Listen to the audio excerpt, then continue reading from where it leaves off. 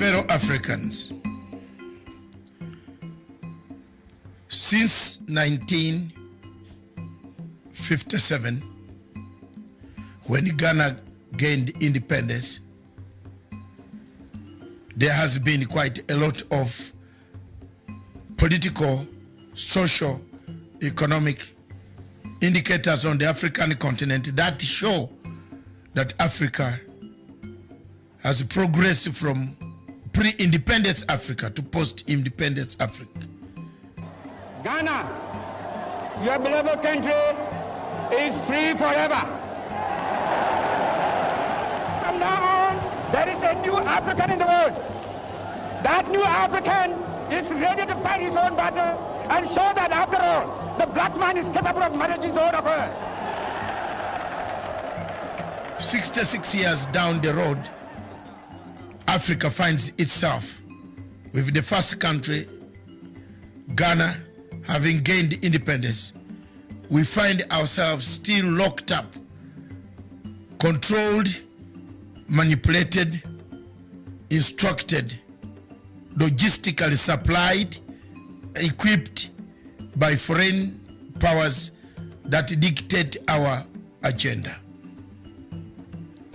Africa is endowed with plenty of minerals, resources, good weather. The climate is so favorable for the growth of food enough to sustain us. But we find ourselves in countries where hunger is killing people. Hunger is killing people because most of the people have taken to arms to fight wars, conflicts. Starvation has taken the place of development. In most African countries like Sudan, South Sudan, Central African Republic, Cameroon, Nigeria, in Biafra, and north of Nigeria there is Boko Haram, Somalia in the Horn of East Africa. We have taken to conflict instead of development. Development was the key indicator.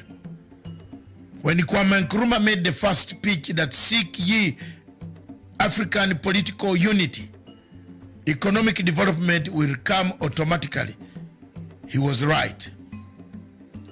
The events happening in Libya today vindicates Nkrumah. Vindicates Good morning, viewers. Thank you very much for watching Punchline Africa Television, broadcasting all the way from the political command center in the center somewhere in Africa. I'm Dr. David Matanga. Good morning.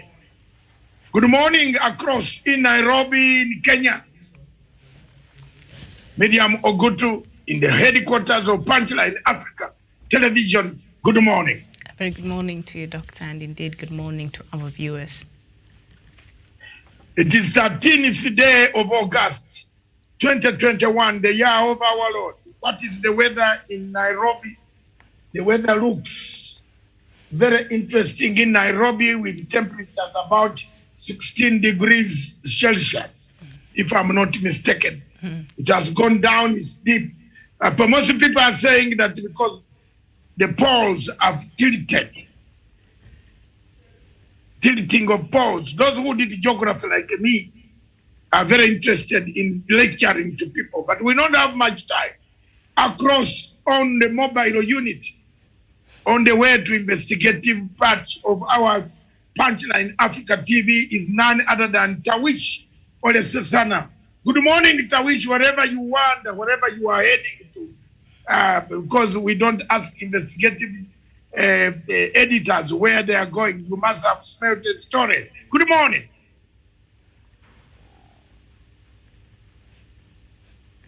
Good morning to you, Dr. Ari and Miriam Ogutu, and indeed everyone who is watching this program this morning in Africa and the rest of the world. Good morning. Over to you. Thank you very much. Stories we have. This is the show called Unfiltered Show. The facts, the truth from Africa. What happens to us Africans? Tawish shall not take much time because we see you in a public, place where you are going We wouldn't like to tire you so much. Let's look at the headlines. The Daily Nation said, inside Raila talks with USA EU envoys, plus United Kingdom envoys. I think this newspaper, you must always add my United Kingdom. It is now on its own, independent. Thank you very much. What did you think about the talks? What do you think, Miriam? Give us a rider on that. All right, and what the Daily Nation has captured just below that headline is a continuity riding on President Kenyatta's backing for his State House bid in next year's polls. The ODM leader assured the envoys of stability, national unity, and that their interests shall be safeguarded by his administration. Interesting. The story is on page 7. Riding on President Kenyatta's backing for his State House bid in the next year's ODM. President Uhuru Kenyatta, and most of us agree, the only way out. And this morning I have done an analysis which, again, the media mark the pen. You usually have a pen there. But let Tawish do his analysis first. What do you think about that statement, Tawish?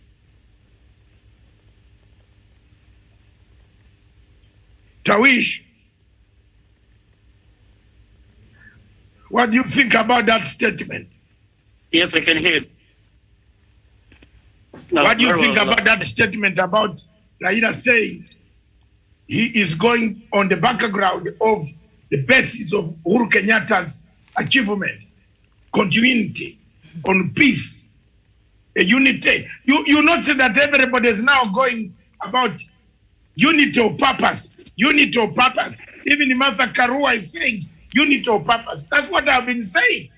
I've been saying all along that, Tawish. So can you tell us more about that? Thank you so much. Thank you so much, Dr. Ari, and thank you so much, Miriam. I think it is very important for us to underscore the fact that President Uhuru Kenyatta is very keen on ensuring that a person who is going to succeed him come the next year general election is one who is going to continue with his legacy, a person who is going to continue the foundation that he has already set for this country, Kenya. And therefore, that's why you see there's a lot of what appears to be realignment, what appears to be strategic positioning of former Prime Minister Raila Odinga to succeed him come 2022 general election. It's no longer a secret, Dr. and Miriam, that Raila Odinga sits in a very strategic position in as far as the 2022 succession politics is concerned. And that is why you also saw just a couple of days ago, there was that particular meeting in Mombasa State House where it was reported, or rather rumored, that President Uhuru Kenyatta was trying to implore on the NASA affiliate parties. Of course, we know that NASA is dead. But again, there's that endeavor to make sure that all the opposition figures really can come together and speak in one voice as we head into 2022 general election. So, but generally in itself, I think it is not more of really winning power, but it's more of the continuity of President Uhuru Kenyatta's legacy that is being very, very keen to ensure maybe he can get one of the of course, the opposition figures to fly that particular flag of the coalition of the opposition parties as we head into 2022 general elections. It also is apparent, Dr. Masanga and of course Miriam, that President Uhuru Kenyatta is likely going to throw his weight behind one candidate out of the opposition figures, if at all they are going to agree and back one candidate ahead of the next year's general election. Thank you very much, Miriam. Tawish. On another subject, the Standard newspaper, what do you think Ruto is up to? Miriam, give us the rider there. All right, so that is the headline on the Standard newspaper. What's Ruto up to? President bid to rally opposition chiefs behind one of them, jolts the deputy president's campaign plan, and now his team will have to weigh whether to carry on with the same strategy or change course altogether. So, Tawish, what do you think of Ruto? The last 1 month, Ruto has had very, very difficult times. I don't know how he sleeps, but if I were him, I would not sleep properly. I must check my high blood pressure. Luckily enough, he's a very slender man, and he is all right.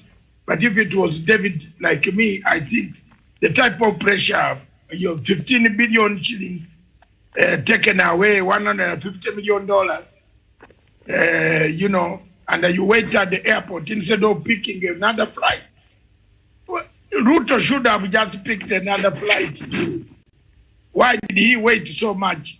There was a commercial flight. If you were not carrying something, Miriam, unless you were carrying something that you are crying for. But if I were me, a rebel leader, I pick another flight. As I said, thank you very much. I just go down the Kenya Airways, or alternatively, just say, okay, I'm going home to Sungoi and drive. You drive and go. Why didn't he do that? So he has got quite a lot of, I don't know how he takes his pressure, but he has a lot of thinking to do. Tawishi this morning I wrote, and I want Miriam to quote and keep it as a post.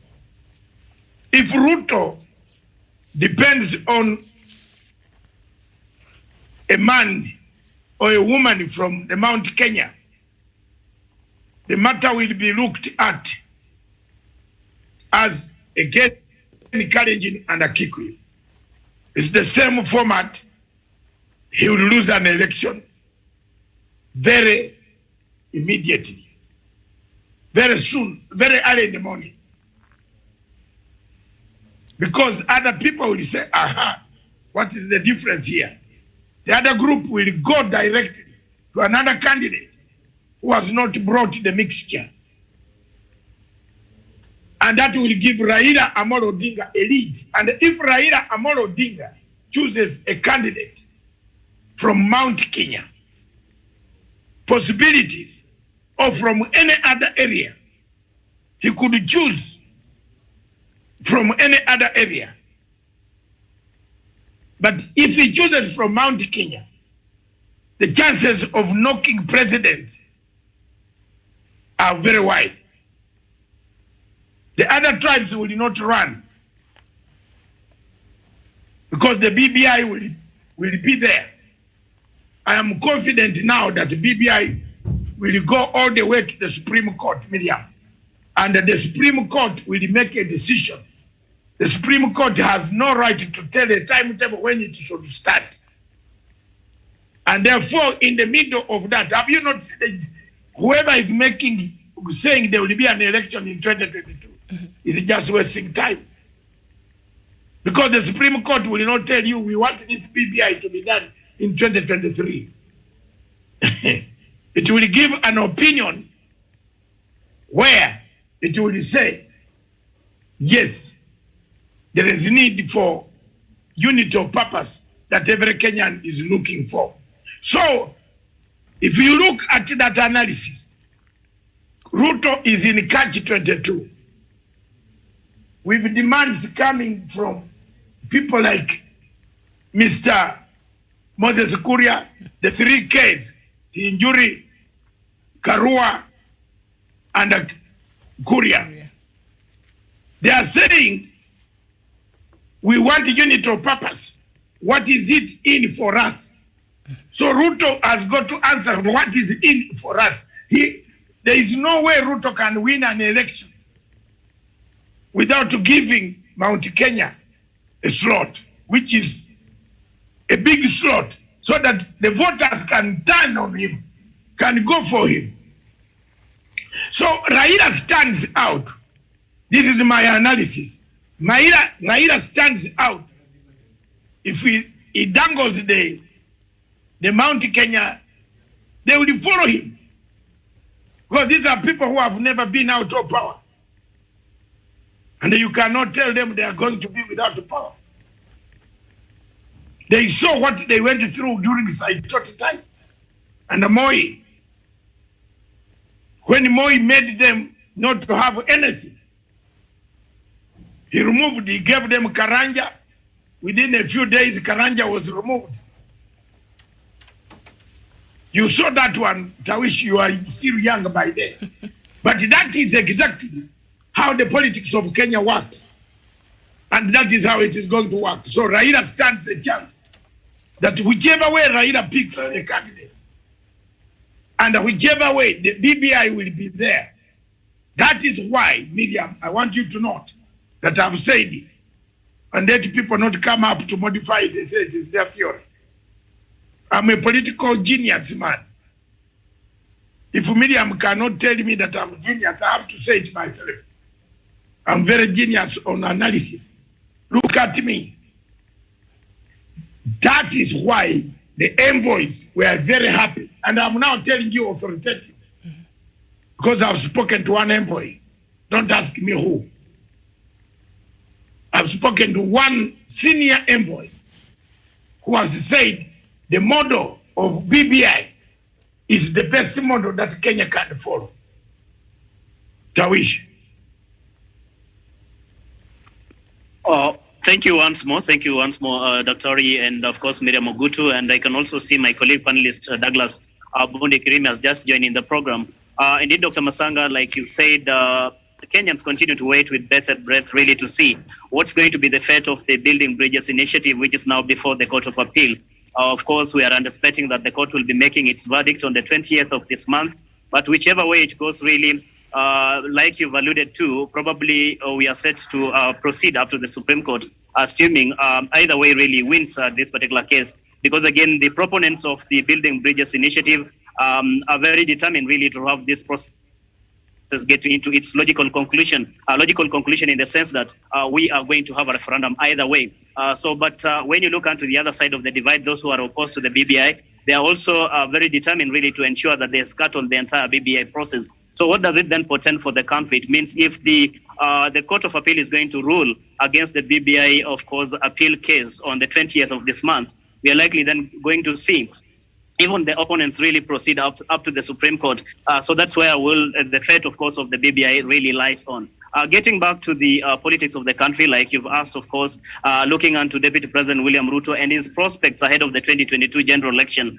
Indeed, any keen observer will agree that it's a very difficult moment to be Deputy President William Ruto, or to be in his position as we speak today, because again, he thought he had sat in a very pretty and strategic position just maybe to ascend into power, to ascend into presidency. He had banked a lot on the Mount Kenya vote-rich region for his presidency or come 2022. But again, with the unfolding events, and even looking onto what was happening yesterday, of course, with the likes of Moses Kuria, Mwangi Kiunjuri, Martha Kirua coming together and saying, wait, we need to sit down and ask what is it that we are getting into in as far as building coalitions or working with any other prospective presidential candidate is concerned. I remember a while ago, the supporters of President Uhuru Kenyatta, some of the politicians coming out and warning the UDA allied politicians that it is important for them, first of all, to get into a negotiating table and engage with the prospective presidential candidates as to what exactly do they have to offer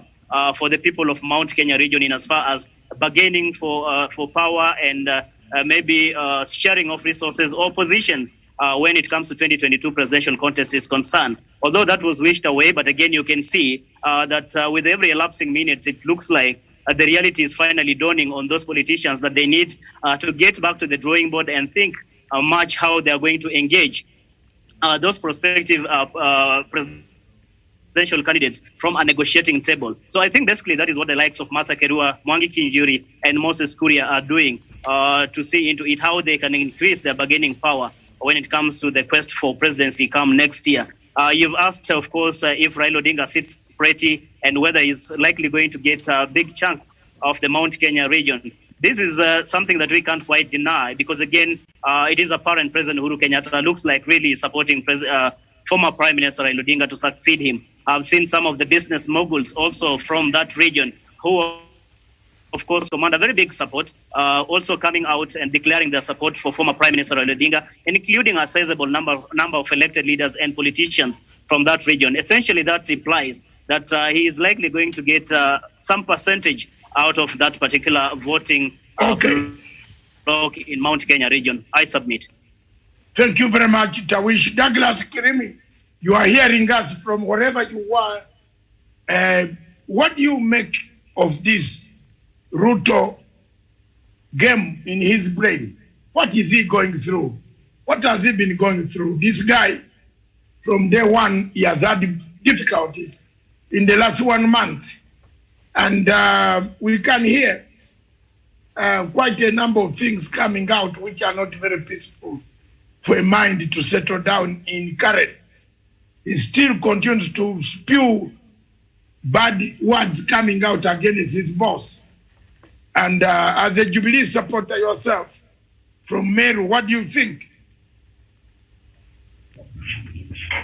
Dr. David Matanga, thank you for inviting me on this show. And for us, we need to understand. We can't hear you, Douglas. Could you please look for a better location, where we can get a proper reception? We can't really hear you clearly, so please work on that. Thank you. So, Miriam, yeah, as Douglas is preparing his... Oh, Dr. David Matanga, can you hear me? Yes, we hear you now, sir. Sorry, I had connected my Bluetooth device. What I'm saying is, for a person to be Can you connect the manual one? Manual one like me? Yes. This is the voice that God gave me. Okay. For a person to be rattled when the President of the Republic of Kenya says that thinks or works with right-minded Kenyans, people that he thinks as a president after being president for 9 years, people that can be able to propel this country forward, people that can have the best interest of his own country, people who are patriotic to the core, and people who want to take this country forward. If they want to take this country forward, there is nobody should be rattled, including the deputy president. If truly he had his act together, even in Mount Kenya, even in Sugoi backyard, he shouldn't be worried.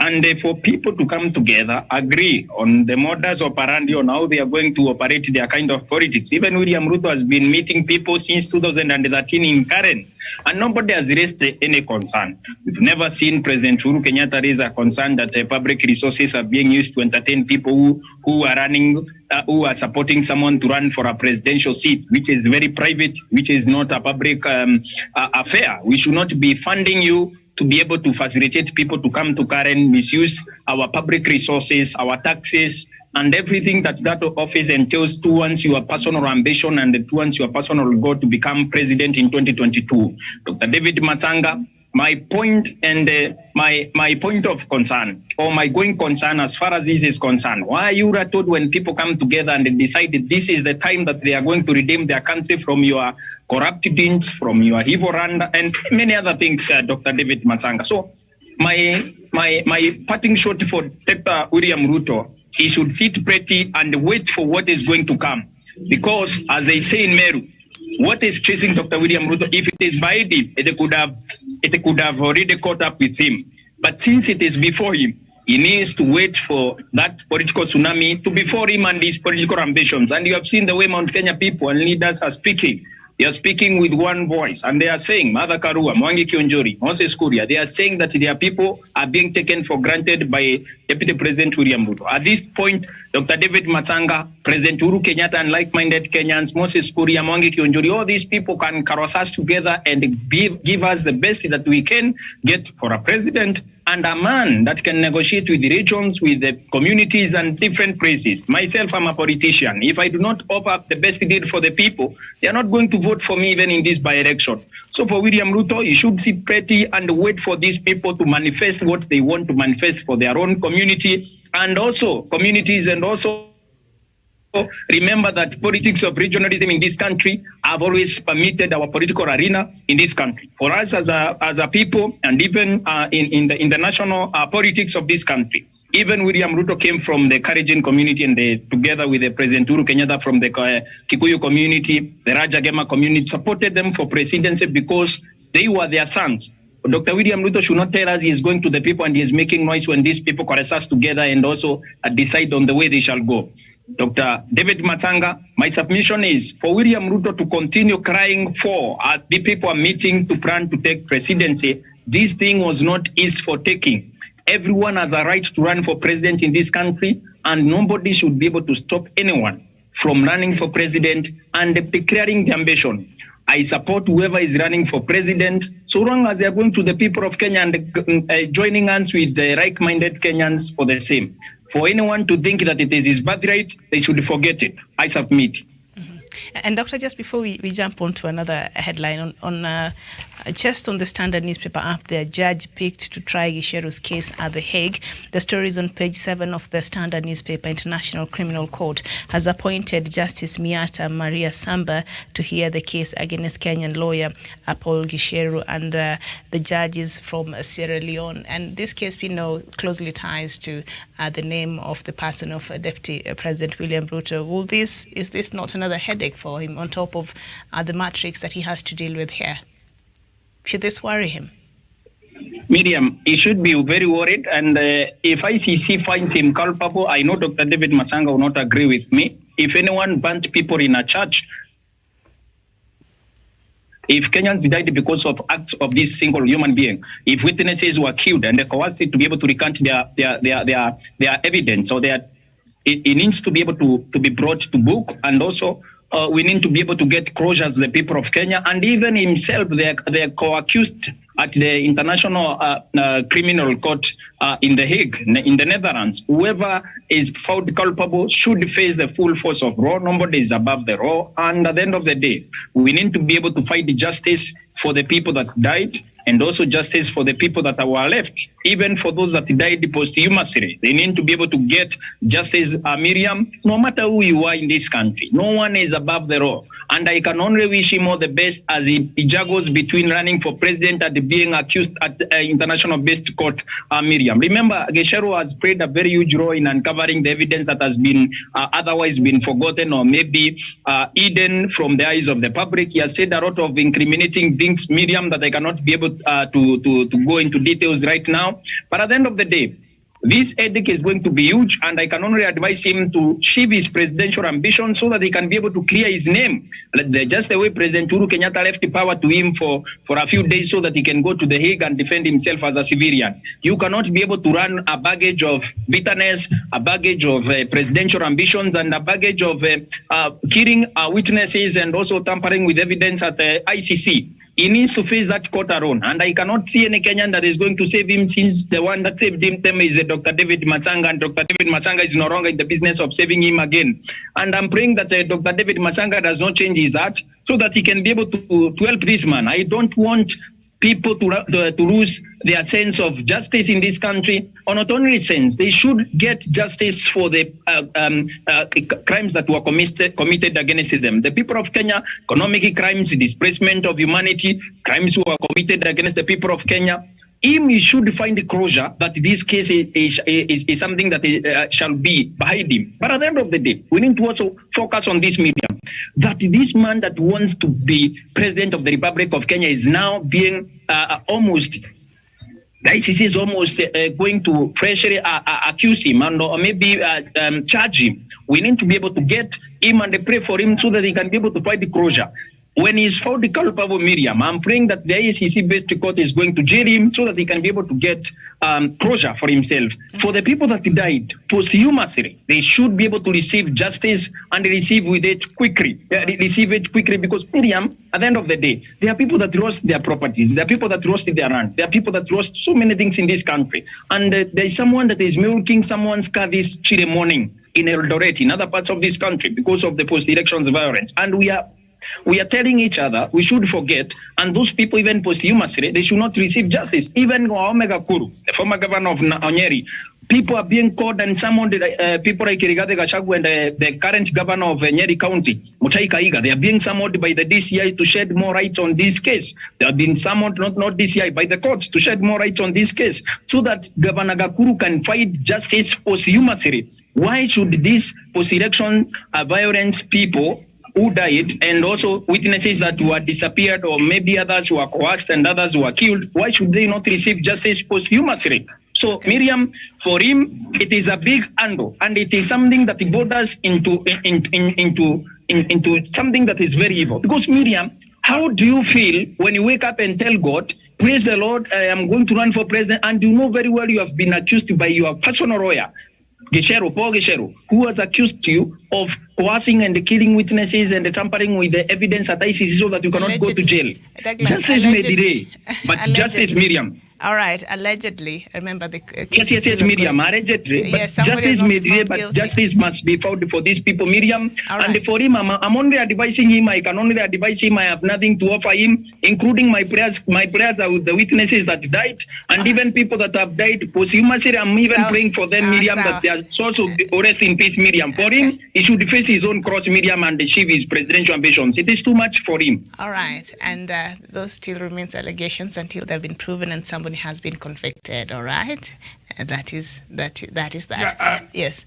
First of all, Miriam, I was skipping that debate because I like Douglas for being honest and frank, straightforward. Mm-hmm. There are certain things that when you have a student talking who has learned from you the tactics, you keep quiet. Thank you very much, Douglas. Are you there listening now?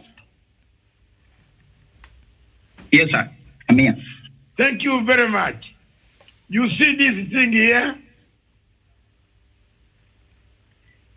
This is my price for speaking up against ICC. Have you seen? Given to me, not me made it, but given to me by one of the presidents in Africa and African Union. I spoke my mind out. I stood by the people of Africa. The ICC, for me, to be very frank, I don't like them. And I've written this morning, you have seen on my Facebook, Douglas, I think you saw, I 100% oppose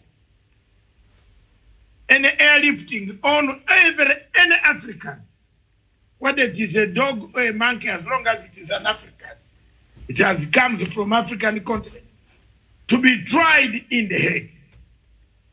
I will refuse, I will stand against it. And by the way, those who underrate my international approach, wait and see. Wait and see.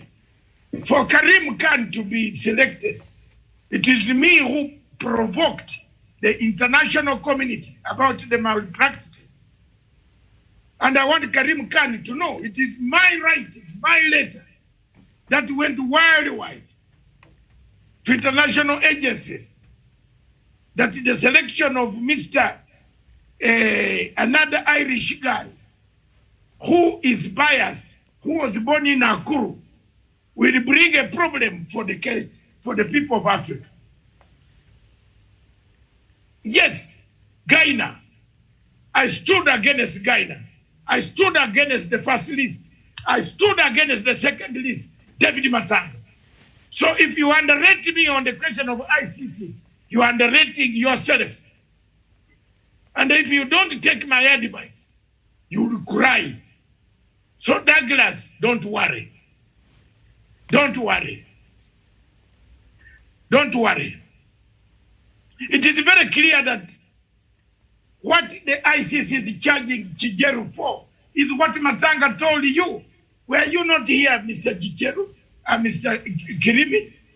Were you not here in 2011 when you saw this Ugandan coming on television 2009 saying that the cases of Kenya were fake, witnesses were procured?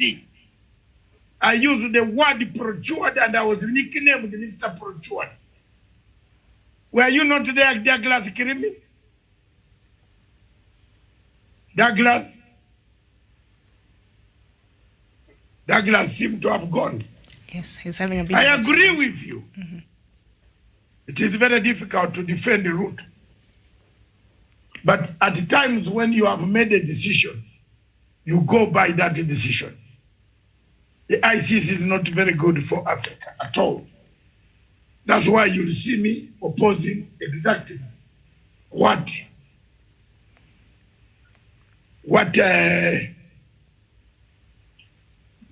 Karim Khan is going to do. Why Karim Khan decided to start with Africa is only God and hell knows. We don't know. Why is it that it is us all the time to keep the court going, which has failed? A fledgling court that collapsed, you bring it by going for a secessional case because it is from Africa. Point number 2, I want to tell you, Miriam, it is very difficult to win under Article 70 and come back. It's very difficult. I've never seen one. Point number 3, if I were Gicheru, I would do one simple job. And I don't want to tell it here. It's very simple. I mean, I can, if Gicheru hired me, I could disorganize his case within 10 minutes. I'm telling you. I'm not telling anybody a lie. I would. I know the weakness. Why? Both institutions were very dangerous. Yes, both. So let's leave it there. It's very difficult to get out of Article 70 and return. You either return when you have paid a hefty fine, or you return when you have served 5 years. And the way things are on Gicheru, I used to tell you that OP 053 something. Didn't you hear that? Miriam, didn't I tell you that some people were witness OP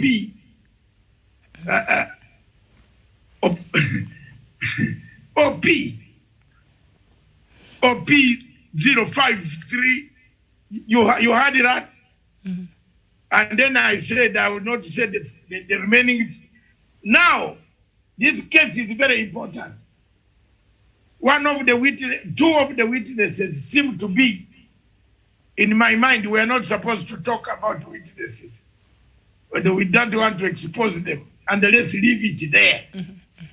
But I am telling you, in my heart, if you go back to my ICC documents and the programs that I've done here, you can now find out who the witnesses, what happened. And that some of them pretend to be very friendly. Miriam, it is a sad affair. And Douglas, you don't need to worry.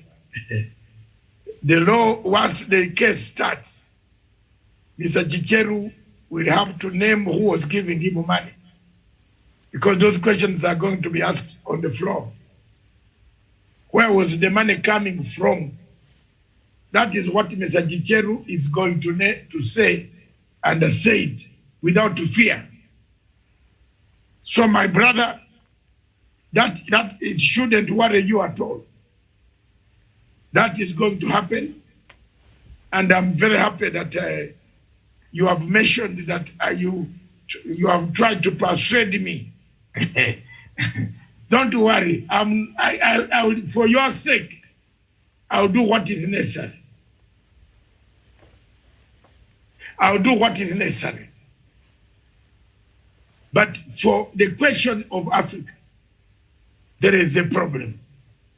Gicheru will not come back without being wounded.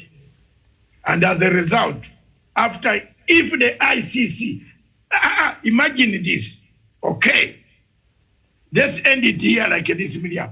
If the ICC wins the case of Gicheru, automatically the case of Mr. William Ruto is resurrected. Mm-hmm. Can I now say that one for you? The time. Finished. Mm-hmm. Let's summarize it and keep quiet. So however, whichever way Mr. William Ruto talks, whichever way, something will have to make, the chief prosecutor has to make a decision to take the case forward or not. I can see some people writing nonsense that the case has been withdrawn. No. Don't lie to people. These cases are real, are serious. And that is why I always tell people, if you can see the way Miriam, as I conclude, the way they are coming to pick Mr. Bashir, any leader in Africa is not safe. Therefore, Kenyans must move very fast to remove work envelope and take it. We go to White Sands Hotel, burn a chicken or a goat, celebrate around the beach, and throw it to go with the ship. And we say, as the Meru can do, the Meru, after that, they throw in the river and it goes to Tana River. If we don't do that, if Kenya does not do that, don't say Matsanga did not tell you. They will pick, they will come. These people are very bad. You know, they act like on international pressure. Look at the way they're acting on Sudan now. Sudan is in a fragile state. But someone is pushing the generals to create another coup. Of course, it will come. You imagine you are the general who commanded the people who went to Darfur. And then you are seeing the commander-in-chief being taken. Don't you think that commander-in-chief they will want to come for you also? I leave it there, Miriam. Okay. Very well. All right. Yeah, let's move on now. Our time is not there. We have a lot of things. Just mention and I talk, or you talk, we mention, I talk. We are two of us, one-on-one. All right, so I think we've covered the politics and the people. And is it a done deal for Raila and the merchant of Venice? Who is the Shylock?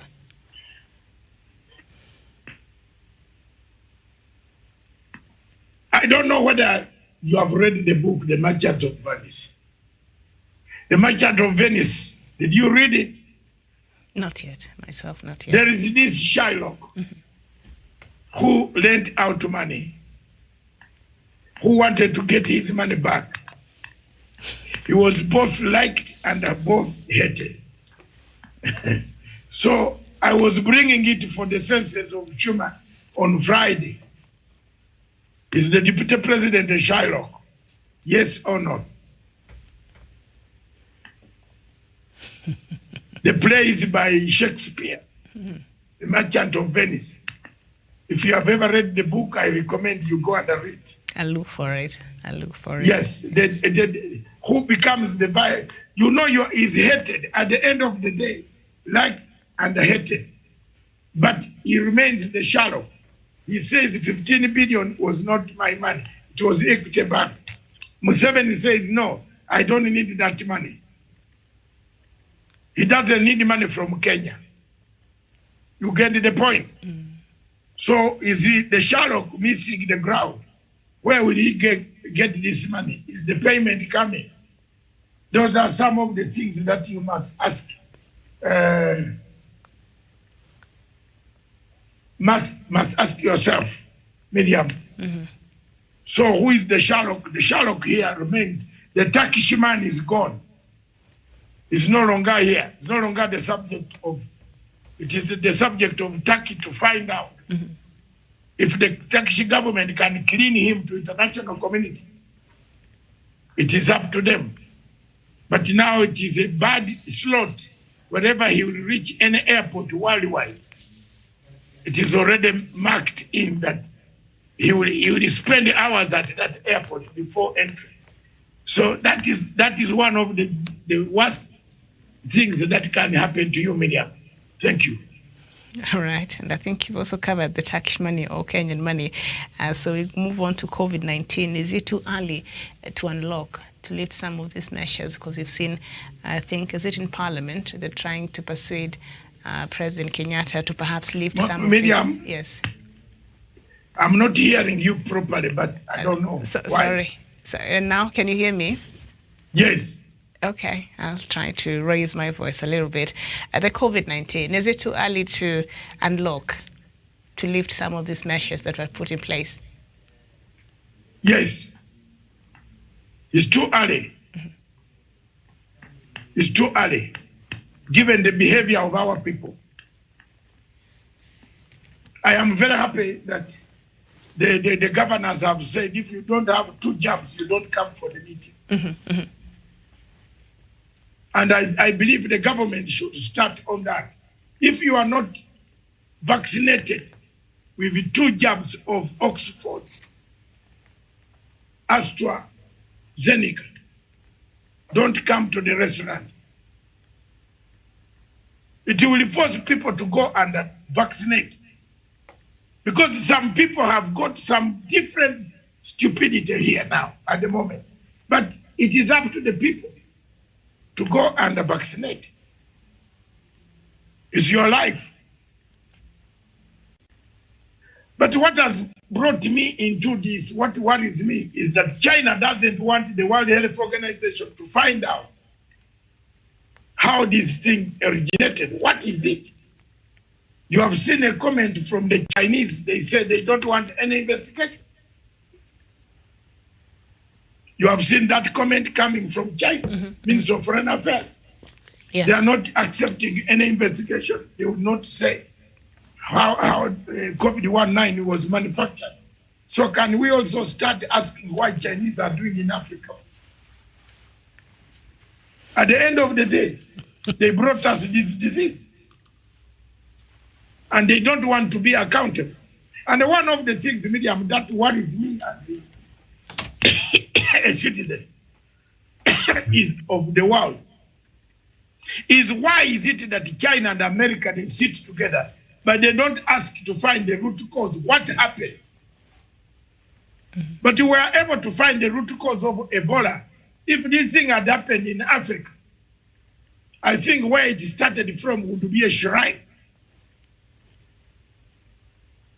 Isn't it? Where Ebola started in the forest of Congo is a shrine. Every tropical disease expert is in China, in Congo, to find out, to test the monkeys, to test us.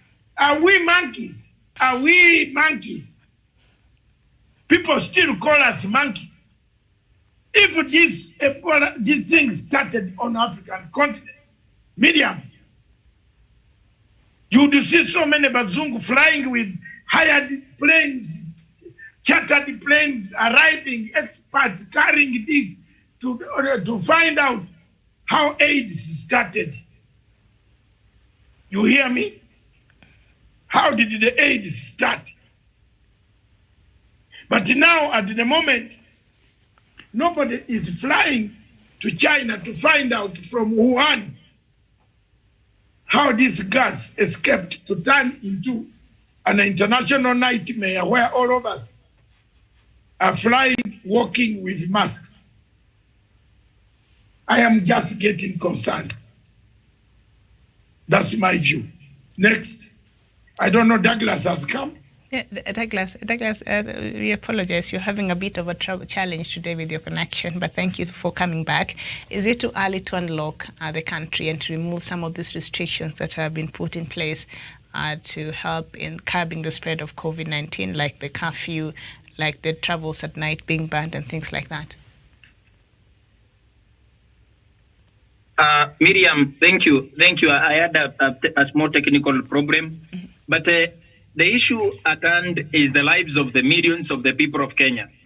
Miriam, if you asked me that question last year, I would have said, yes, open up the country immediately. But at the end of the day, there is something I need you to understand. This corona variant, the Delta variant and another variant that has come into the country has killed a majority of our people that I knew in our villages, in Kiago, in Meru, in Nairobi. People are dying. All over the country, people are dying, Miriam. Opening up the country will mean two things. The economy of the country will survive. And the economy of the country may regain its status and grow. But to what extent?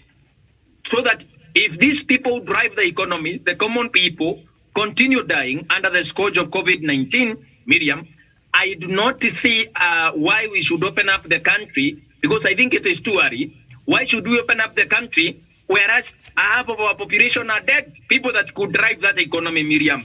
The economy of the Republic of Kenya, I don't know the economies of other countries, is not driven by robots. It's driven by ordinary people who lead ordinary lives with ordinary health care, with ordinary salaries and wages and ordinary kind of a living that cannot permit us to open up our own country, because we are talking about loss of jobs, and we are talking about the economy suffering and all that. But Miriam, we need to also look at it here.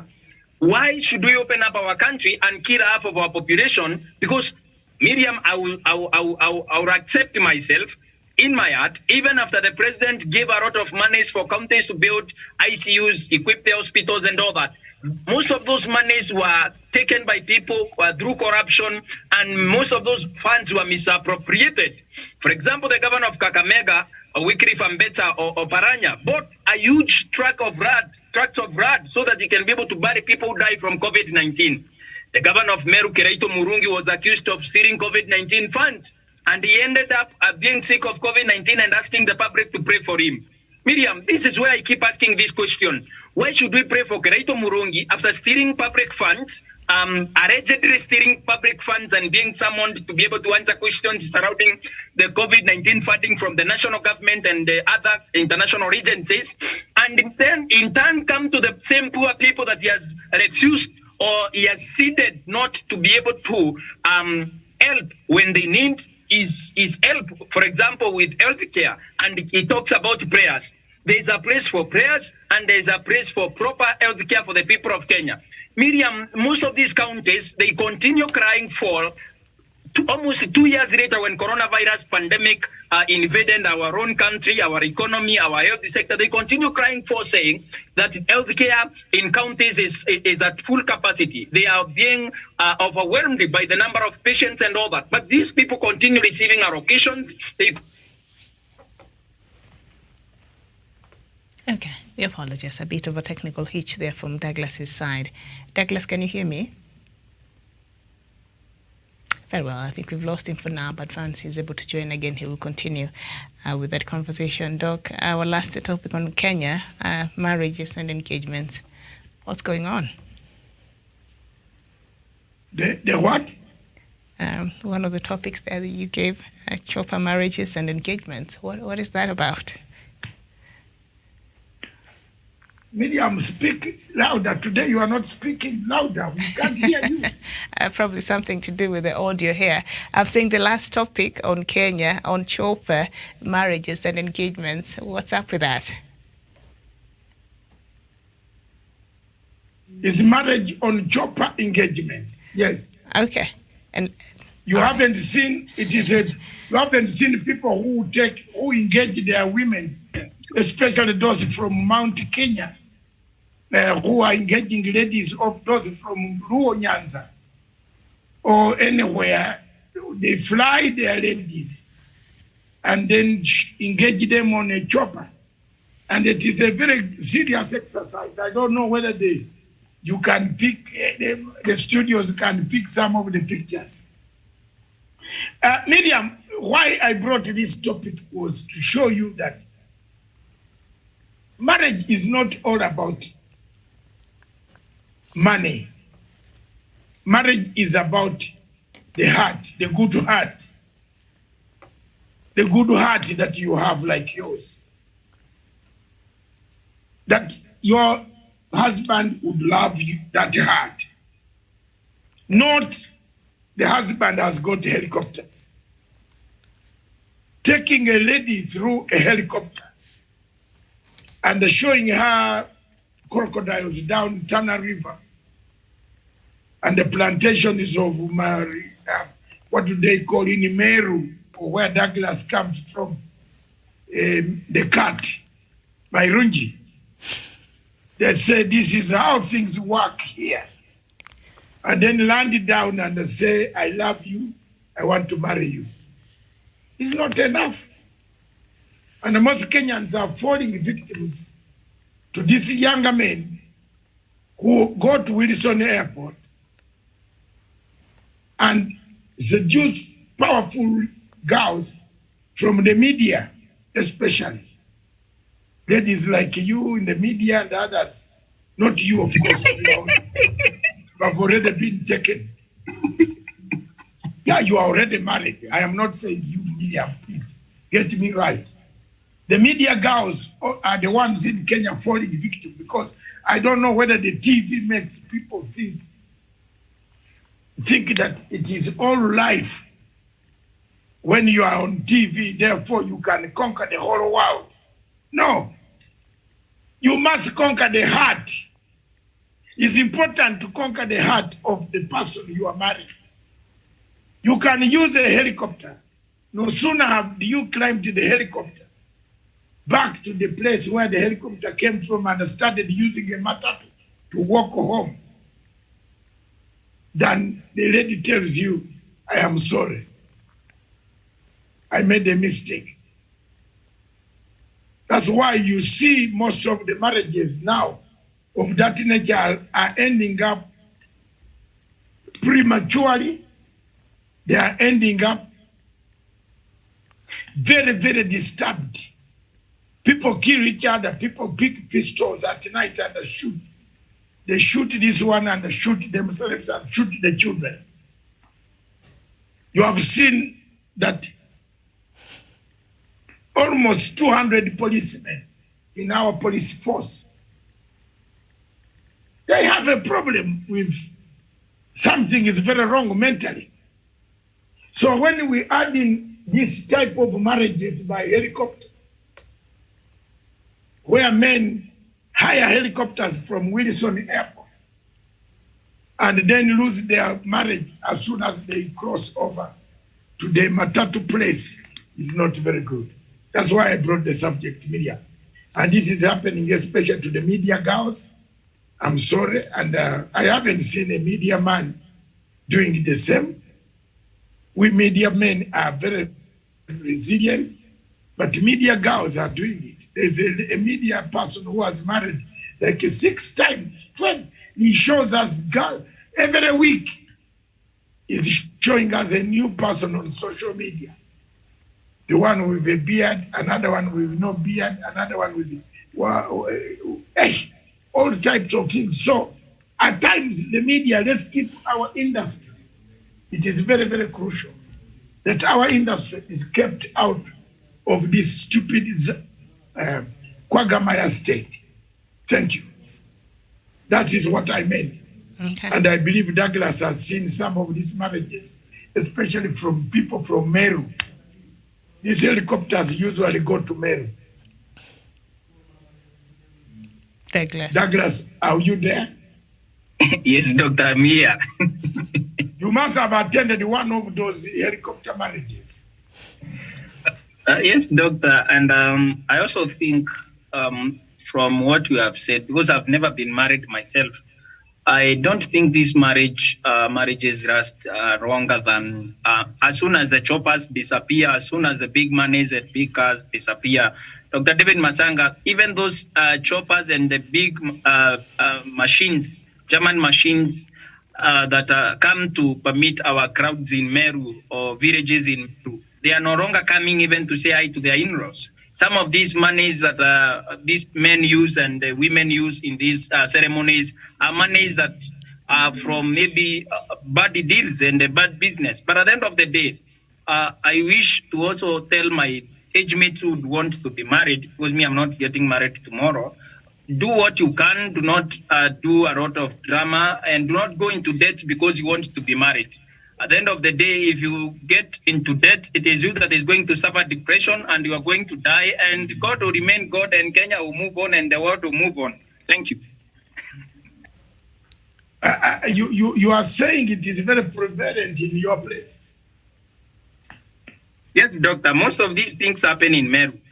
Meru girls will come around and be chauffeured in big machines, big vehicles, and choppers will come and run in Meru. And at the end of the day, as they say in Nairobi, it ends in tears. Most of these girls go back to their family. Miriam, my marriage ceremony was very simple. Yes, very simple. The first one was traditional. I did all the things and Quisha. We got our 4 children. Yes. The second one was very simple.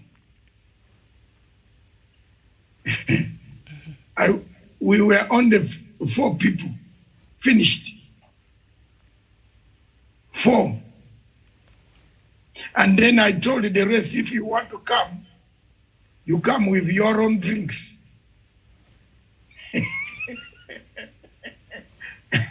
Sorry, Mama is gonna hear this, I will be dead. I just went down my church in St. Mary's, Lady Mary Church in New Addington, where I have been number 2, LGBT. Number 2. You know, Miriam, God is great. Hallelujah. I just went down and I told the vicar, the provost, that I finished my marriage. I want you to bless it. And then after that, I said, you are welcome across to my house, but all of you should carry your own drinks. My dear, do you know how much I was left with? Plenty of drinks in the house, first of all, because people could not finish. Very many people, almost my neighborhood, all of them, carton of wine, carton of this. You know, that's the type of marriage you should be happy with. Because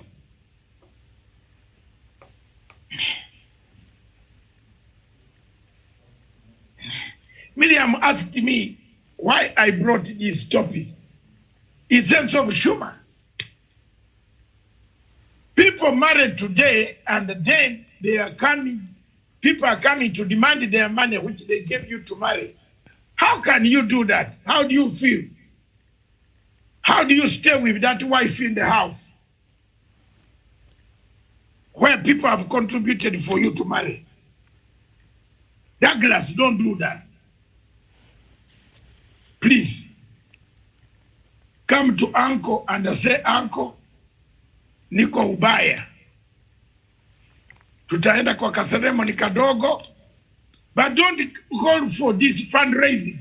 Miriam did not know why I brought this topic. To discourage this type of helicopter flying, fundraising, engagements, you know, showing off, yet you have a very poor mattress in the bedroom. And doctor. And the mattress has cockroaches. Yes. On the issue of fundraising, it is very traumatizing to find out that people do not understand even their traditions.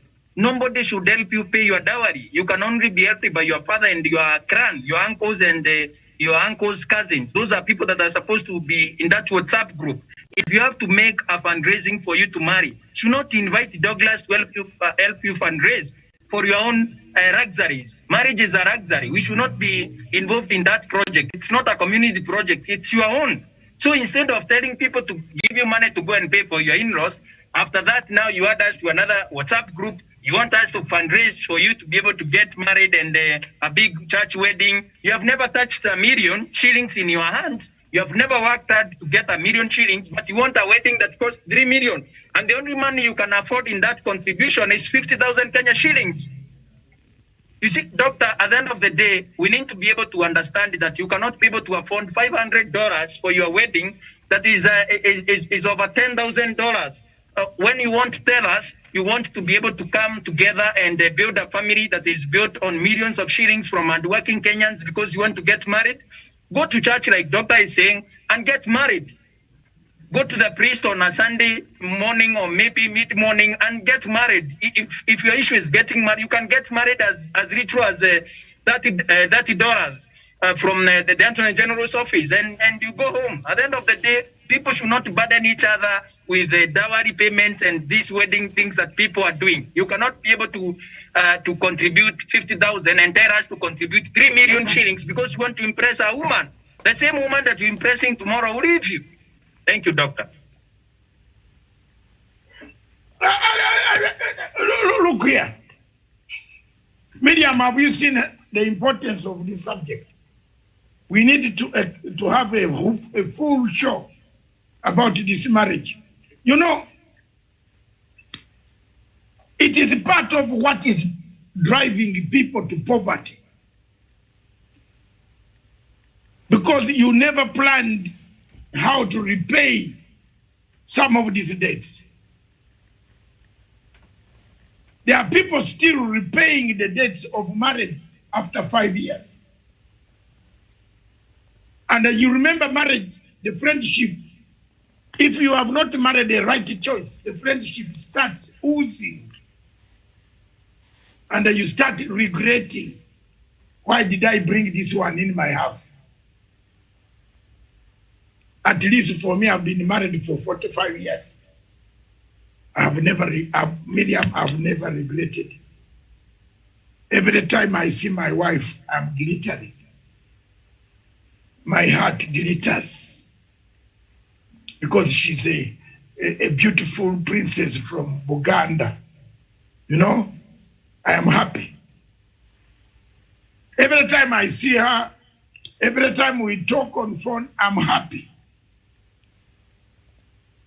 But there are people, after 2 weeks, 3 weeks, especially these high flyer ladies from media ladies who appear on TV, they have become a nightmare.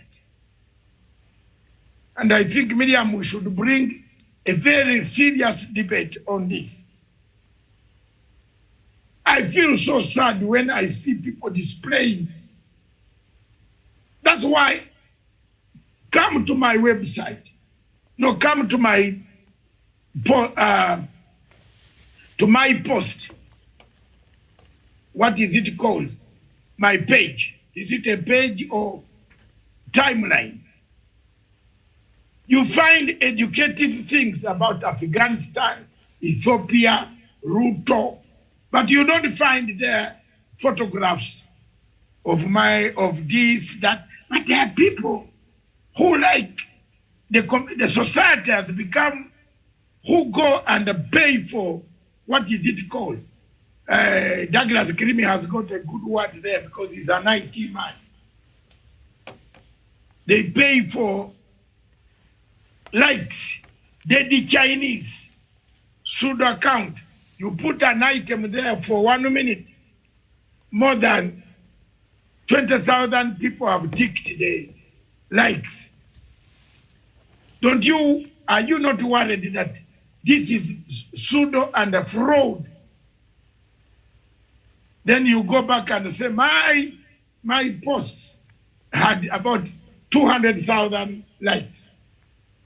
I am happy with my likes of 200, 300, which are genuine. So, in a nutshell, Miriam, these helicopter marriages, they have a very big experience that most of them have never lived more than 1 year. I've found girls crying after being flown by helicopter. She wants to cry to enter matatu. So plan your marriage first. Don't rush into marriage and have dates. That's why I brought it, because it's a trending subject across the globe in Kenya at the moment. Next. All right. And next we go to Zambia. Was there free and fair elections? Zambians went to polls yesterday, and they kept voting at jammed polling stations after polls closed on Thursday, pointing to a high turnout in a showdown between President Edgar Lungu and main opposition rival Hakainde Hichilema that looks too tight to call.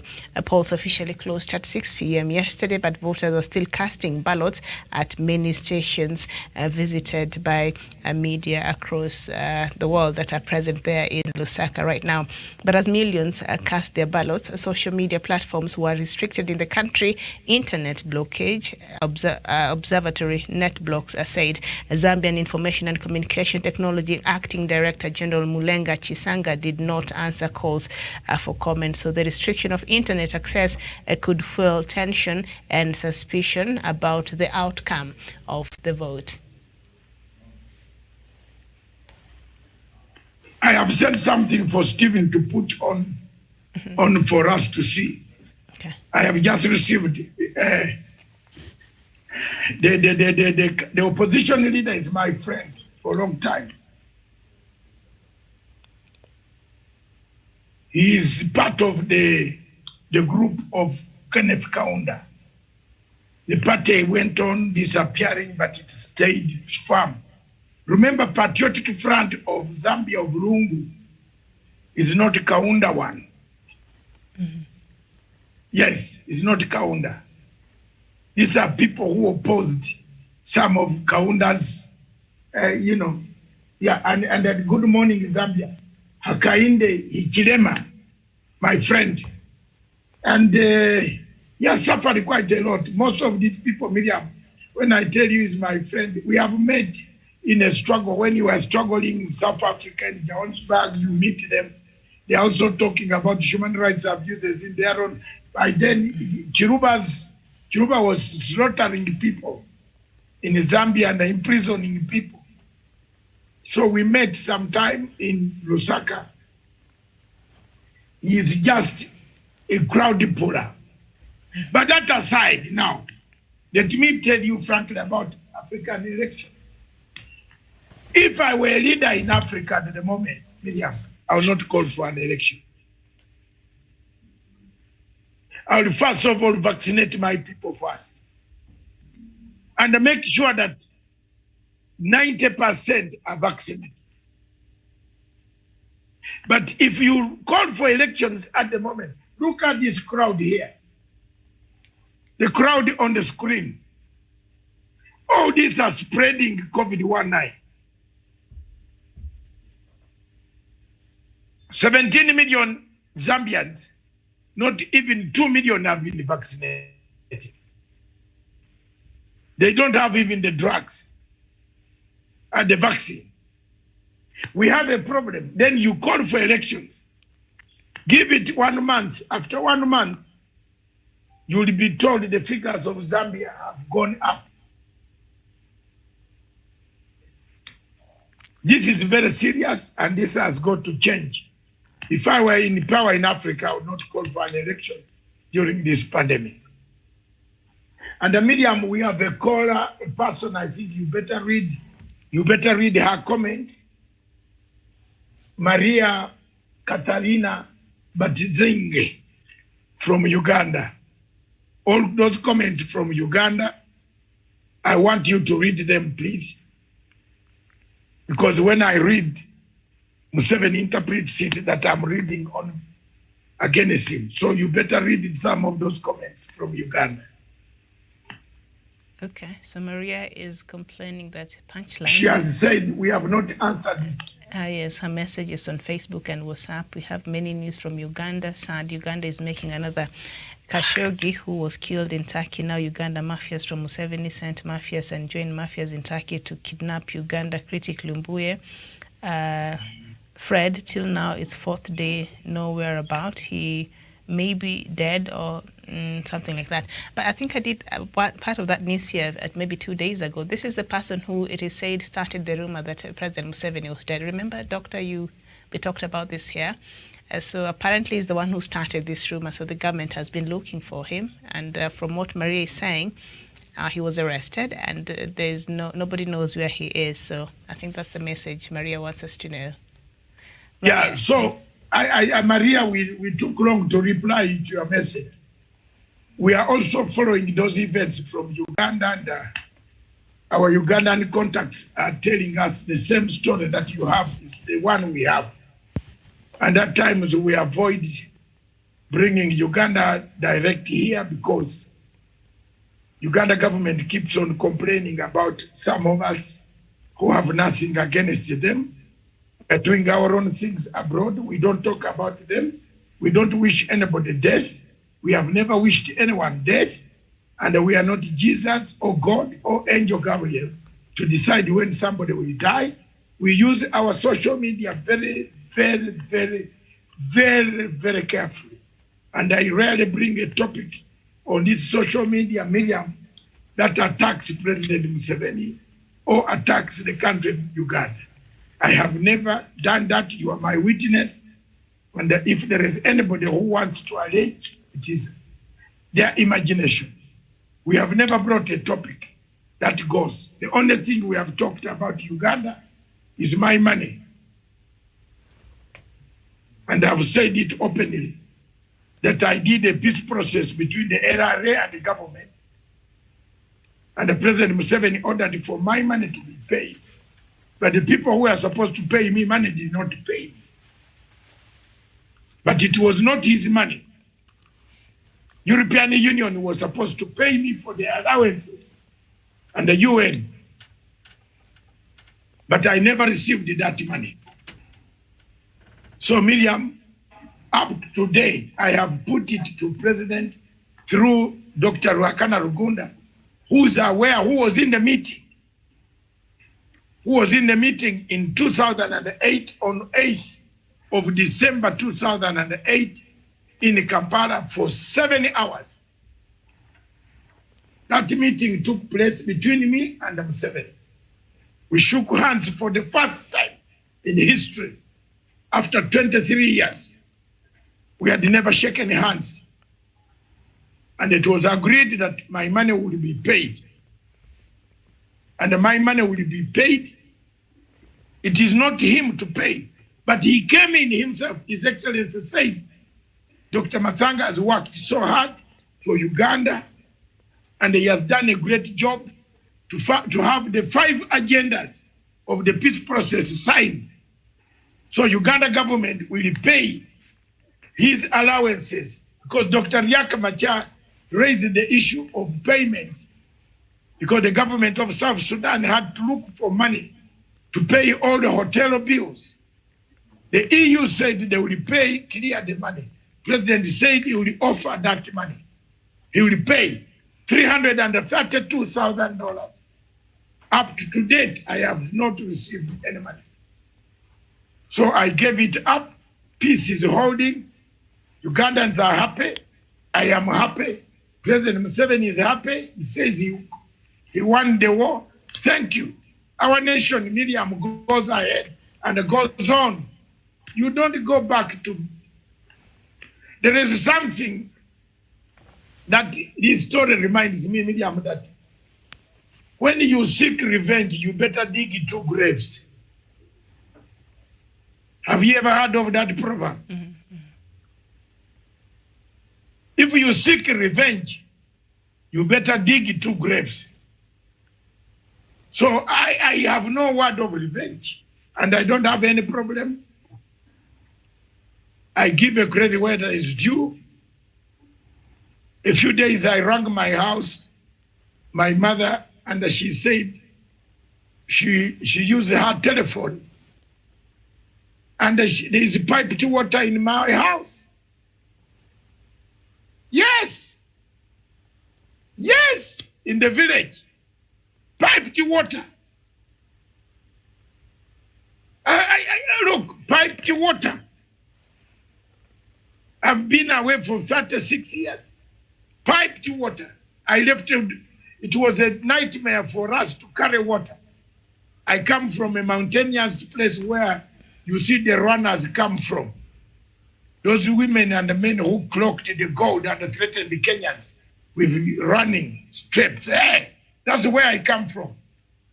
But water has gone up to the highest mountain, hills. There's water in my compound. It is being played. Your car can be washed in my compound, in our compound. Asked Mom, I left, this water was not here. She said, even I'm thinking of changing the toilet, because now the toilet for flushing that was there is old. She said, they're everywhere. They don't need to go out. There is pipe, you pipe the water. There is water, Miriam. You must give a credit that the government has done something. Despite all these difficulties, Museveni also has done some things that are very good. And we should not blanketly condemn everything he has done, that it's bad. No, there are some things that are good. For example, my place had no water. And today my mother is drinking very clean water. Very clean water. She's coming to 90 years.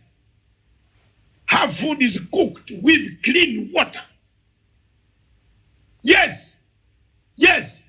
So you give a credit. I should not give a credit for that because I'm in opposition.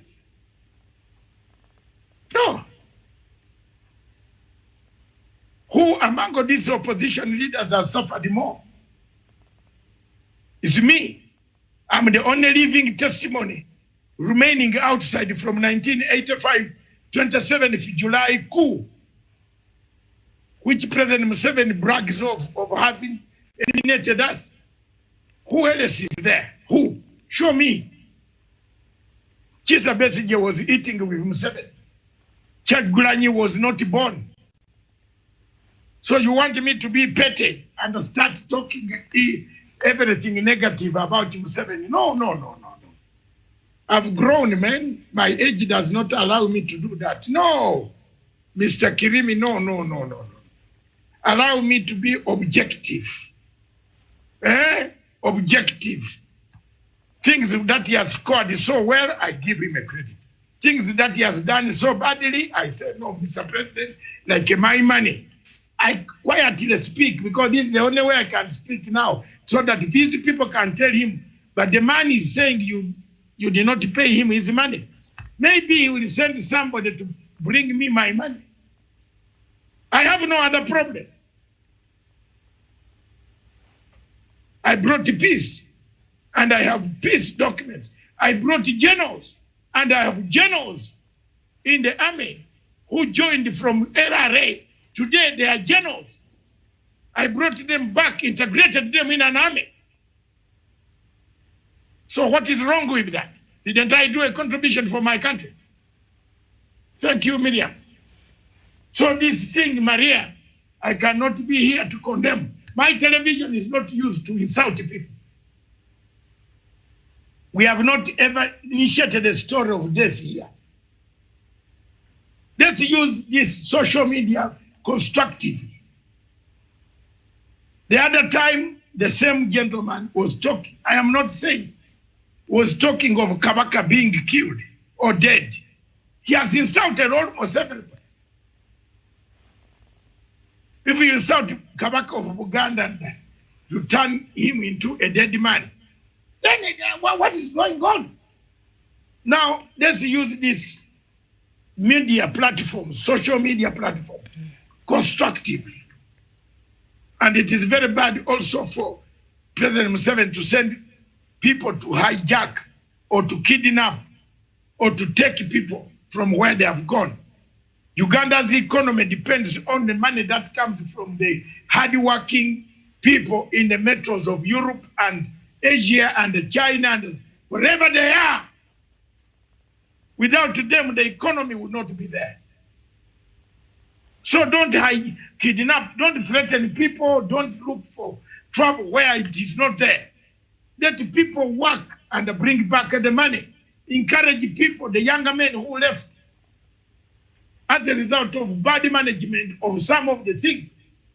That is how people should handle governments. Thank you, Miriam. That is all.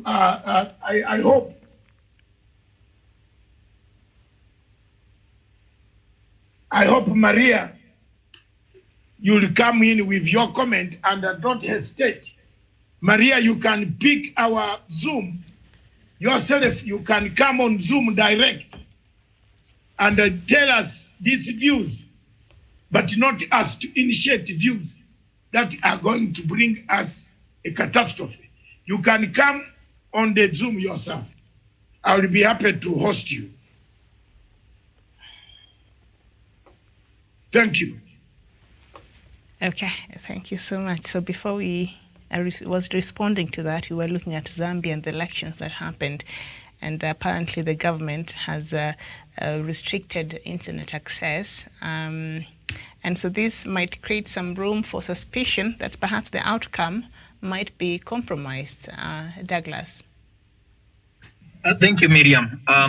One thing we need to understand about the people of Zambia, the will of the people of Zambia should not be subverted by President Edgar Chagwa Lungu, because at the end of the day, Miriam, the people of Zambia are fighting ballooning debt. They are fighting for their livelihoods. They cannot be able to afford basic needs. their money has been able to perform very poorly internationally and even in their own country, Miriam, which means the economy is suffering under the hands of Edgar Lungu. The debt that has been taken by Edgar Lungu has run over the roof. The people, ordinary peoples of Zambia, continue suffering under that administration that is led by Edgar Lungu. And the people have spoken. The people have spoken in their millions. We could see in their rallies, people would meet out of their way. Even in the middle of the night, people would go out of their way and continue speaking their minds in those rallies, Miriam, by moving and following the opposition campaign convoys and all that. All those votes that were casted yesterday in the favor of opposition and the government itself led by President Lungu and other civic seats in that country and National Assembly seats in that country should be able to count, Miriam, and there is nothing that should stop the will of the people from being exercised at the ballot and those votes are being counted, Miriam. This man has restricted even WhatsApp. You cannot be able to text on WhatsApp in Zambia. He has restricted internet in Zambia, Miriam. At the end of the day, we need to tell President Lungu, if time has come for you to leave Zambia, you change the constitution so that you can be allowed to run again. You have done all manner of evil things in Zambia. You have continued your misrule over the people of Zambia. The will of the people, the indomitable spirit of the people of Zambia should not be subverted at the ballot, media. Because at the end of the day, it is the people of Zambia that continue to suffer when you extend your rule again through the ballot and stealing their vote, Miriam. I'm not preempting that he is stealing the vote, but all signs and every indication shows that this president is hell-bent on sticking to power.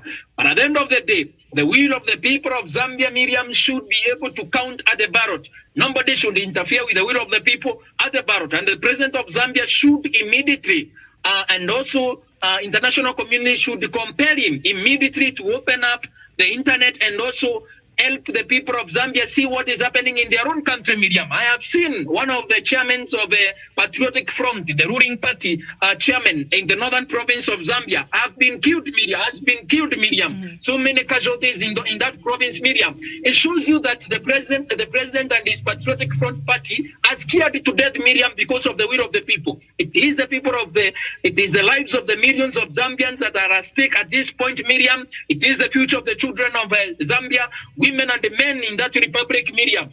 The Republic of Zambia is a democratic republic. It is not a monopoly or a monarch of President Edgar Chagwa Lungu, Miriam. Because why would he cross the internet and deny the people a basic right in 21st century? Because internet has become like a basic right. Because, Miriam, if I miss to be on the internet a day, Miriam, it is tantamount to a threat on my right. Because at the end of the day, the people of Zambia should be able to see what is happening to their votes, and they should get their votes by all intents and purposes, Miriam. Another thing, I wish to commend the people of Zambia for their patriotism to their country and to their soil and to their flag. Because even Edgar Lungu is going to leave power one day, and that one day can be today or tomorrow when the elections are announced, Miriam. Let the indomitable spirit of the Zambian people continue ruling their hearts and their minds and their own country, because even if he steals the election at this point, Miriam, Edgar Lungu is going to leave. There are so many presidents in Zambia. We had President Kaunda, who passed on the other day. We had President Frederick Chiruba, who passed on. We had Michael Sata, who passed on. Even Lungu is going to leave State House one day. The people of Zambia, I commend your indomitable spirit and whatever that you are pushing on to be able to make ends meet in your own country, even under the ballooning debt that has been taken by the administration of Edgar Lungu that does not care about the ordinary people of Zambia. I wish the opposition all the best as they hold their calm, as they hold their peace, even as the election continues, election results are being counted or being tallied, Miriam, for us to be able to realize the will of the people at the ballot in the Republic of Zambia. I submit. Thank you so much. And of course, Kirimi, you've brought in the issue of electoral violence, and indeed it has been experienced in some parts of Zambia, even during the election. And President Lungu said in a statement late Thursday, he had directed the army to send reinforcements to 3 provinces where violence had broken out out and a provincial chairman of his ruling party had been killed. He blamed the violence on the opposition and said that it had the vote in those provinces was not fair or fair. An electoral commission the Electoral Commission of Zambia, a spokesperson said on a radio station that appropriate action will be taken against those involved in the killing. And of course, the Electoral Commission is expected to announce the results of that election as of 72 hours since the stoppage of the voting yesterday. So electoral violence, very synonymous with elections here in the continent. Quite unfortunate. Dr. Joseph Nyanchama, good morning and welcome to the show. Oh, thank you, Miriam. It is indeed, if you follow, by the way, the conference which was held on Friday, we were focusing on the behavior of African leaders. We simply said we don't lack resources. People are resources. You don't antagonize the most crucial resources, which is the people. That's why we say that we don't lack resources. We lack resourcefulness. The kind of resourcefulness we're talking about is the capacity of these leaders to go beyond simple egocentric kind of approach. Remember, Miriam, borrowing from Kirimi, these people believe that power corrupts. That's what they believe, most African leaders. Personally, my view is power does not corrupt. It reveals the character of the power holder. This president of Zambia, it is not that the powers corrupted him. It simply revealed his character. So these African leaders, look at, for example, in fact, in the past, even then, Zambia has been very peaceful. The president has tested power kidogo tu, and it has revealed his character, and absolute power has revealed his character absolutely. For me, Miriam, I don't know what the Pan-Africanists like Masanga are going to do through the Forum of Pan-Africanism to bring sanity to some of these characters. Because we are always going to lag behind as a continent. I don't want to say much, Miriam, here because I sometimes get agitated. But we can continue to add our voices that Zambia must be stable. And if the charlatans like the president now is trying to antagonize the peaceful situation in Zambia, AU needs to wake up. Unfortunately, again, AU is dead as a total. So it's really a challenge, Miriam. But for me, I will only pray that sanity will prevail. Miriam, this man was an evangelist. I don't know. What is the background? This man was preaching the other day. He's a pastor, isn't it? No, the one in Malawi was the one who was... sorry, I confused. That would be Chakwera. I confused then. It's okay. So, in short, what I'm saying is that it is unfortunate, but our voices needs to be heard. Some people needs to hear 7 times before they make changes. I submit, Miriam. Okay, thank you. And we move on to the next topic on sports. Miriam, before you leave that topic, I want to thank Dr. Nyanchama and Douglas for their views. I just want to close it by saying, look, does Africa need elections? Do we need elections really? Do we really know what elections are? Do people know what elections are in Africa? You Kenyans, where you are now, do you know what elections are? Does Ruto know what elections are? Does Ruto know? Who among your candidates knows what elections are? Does Africa need elections? Let's talk the truth. Does Buhari, for example, need elections? Does he know what elections are? There's no African country apart from South Africa that has qualified to hold elections on the continent. Because they know what the elections are. Yes, they don't kill each other. South African vote, go back to work the following morning, wait for the results while they are working. That's the only African country that I've seen. Ghana is trying. They vote, they go back, they work and wait for results. There's no bloodshed on the streets of Africa. Let's talk the truth about this. Does Africa need elections? Surely. Look in Uganda, was that an election? Look in Tanzania, was it an election? Look in Mali, was it an election?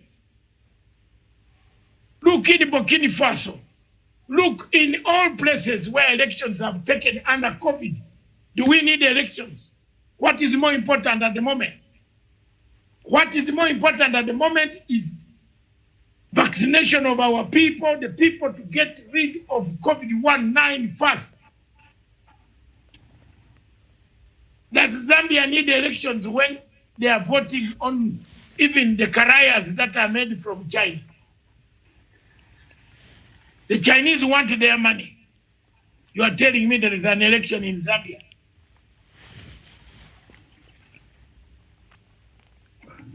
What is an election? What's an election then? Does Africa really need an election? No African has told me. The other week in Mombasa, in my conference, I asked Miriam and others, does Africa need election? Everybody dodged and nobody answered me. You rather come up clean and say yes or no. Does it need election? Do we know what an election is in Africa? Until people start writing losing document and a winning document, until people respect the rule of law, until people accept the results of an election conducted, whichever manner is conducted, and I say, okay, let me go back and watch my mistakes. To me, I believe Africa should not even hold elections. I'm sorry I might be one, the only one, but let God help me. All right? I don't think there is need of an election in Kenya. Surely now, tell me, you are reeling under debt. You are going to borrow 40.2 billion shillings, 43 billion to run an election. Where's the rationale? Where's the rationale? Britain runs an election because it has money for its election. But if I were an African leader, ever, anywhere, if I grab the power or got the power, or somehow God just sent this thing that say, today you are the angel going to, I would not even talk of elections. I will go back to merit. To merit. African heads of state, former kingdoms, former rulers were selected on merit. People were selected on merit in the kingdom of Oyo, Ashanti, Benin, Buganda. The Buganda kingdom, we see you as a grown-up good man who is not a wizard, night runner. You are not a witch. You don't defile people. You don't rape people. You don't kill people. We select you as our leader. We save a lot of money by pinpointing out and say Miriam is our leader. And she will work and transform our area. Do you need to spend money on a ballot Now look at the corruption in the IEBC of Kenya. As soon as they mentioned the elections, every cartel ran to IEBC and they said, I will supply ballot paper. I will supply this. International cartels. And the Chebukati chose Uganda company, the company that did the election in Uganda, to be the one to do it. Already he has already backed money that will come, and the money comes at night to his house and delivers some dollars, and he keeps quiet. And I've given you the contract. Does Africa need elections? Do you need them? My friend Hikilema, my friend Lungu, both of them are my friends. Look at the way we have lost people in one of the densely populated northern provinces. That's life gone because of an election. Here you are preparing Ruto because of an election. He's telling others that tunajipanga, mujipange. So kujipanga are these troops you are telling. You are telling civilians kujipanga na nini, na fimbo, na rungu, na arrows. Kujipange namna gani? That language is a language preparing people towards chaos. Africa does not. Tanzania, my friend the late Magufuli, looked almost all opposition leaders in jail. Does Africa need elections?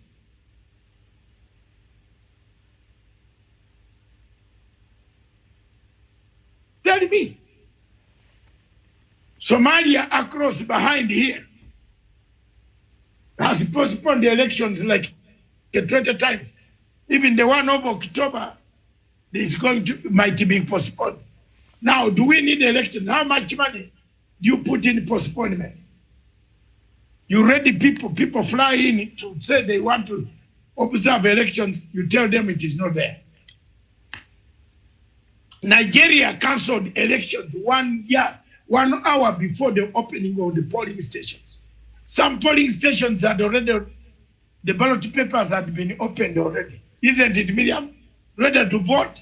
Buhari and the Election Commission of Nigeria announced that there were no elections.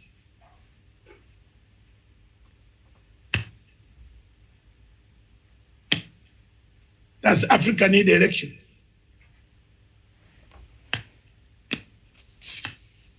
The answer is no. Anyway, in summary, Zambian election will be neck to neck. It was a neck to neck, too close to call. Mm-hmm. And it looks like Hachilima could come up as a man who has taken over. But it was not going to go down well because the opposition will say our voters, or the government will say the voters were intimidated. Already calls for shutting down systems have emerged. Mm-hmm. So I submit. Very well. Yes, Doctor, it was closely contested, so there's a possibility of a runoff, and so we'll be waiting. Probably the election results should be out by, Sunday when we will be doing the African Showdown, so perhaps we will update our viewers with the latest there. All right, we move on. Uganda's President Yoweri Museveni on Wednesday awarded its athletes luxurious vehicles, houses, and monthly stipend following their successful performance in the just concluded Tokyo Olympics. Museveni ordered full implementation of his earlier directive to give gold, silver, and bronze medalists at the continental or international level a monthly salary of $1,415 for the gold, $845 for the silver, and $280 for the bronze. Museveni further promised to build a house for each gold medalist and all the medalists' cash rewards. And Kenyans, however, took to social media on Wednesday to express their frustrations after the Olympic team, led by the prominent runner Eliud Kipchoge, landed on Wednesday to a very low-key reception at the airport. Local media reported that there were no signs of any key government official or even ceremonious activities like dancing to welcome Africa's top athletes at the Jomo Kenyatta International Airport. Team Kenya won 4 gold medals, 4 silver and 2 bronze to finish first in Africa and 19 globally.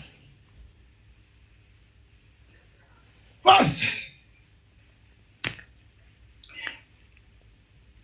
it is your right, you Kenyans, you turn to Twitter every time, at times without reasoning. It is a pandemic. We are observing social protocols. The runners are going to be welcomed by the president in a containment place.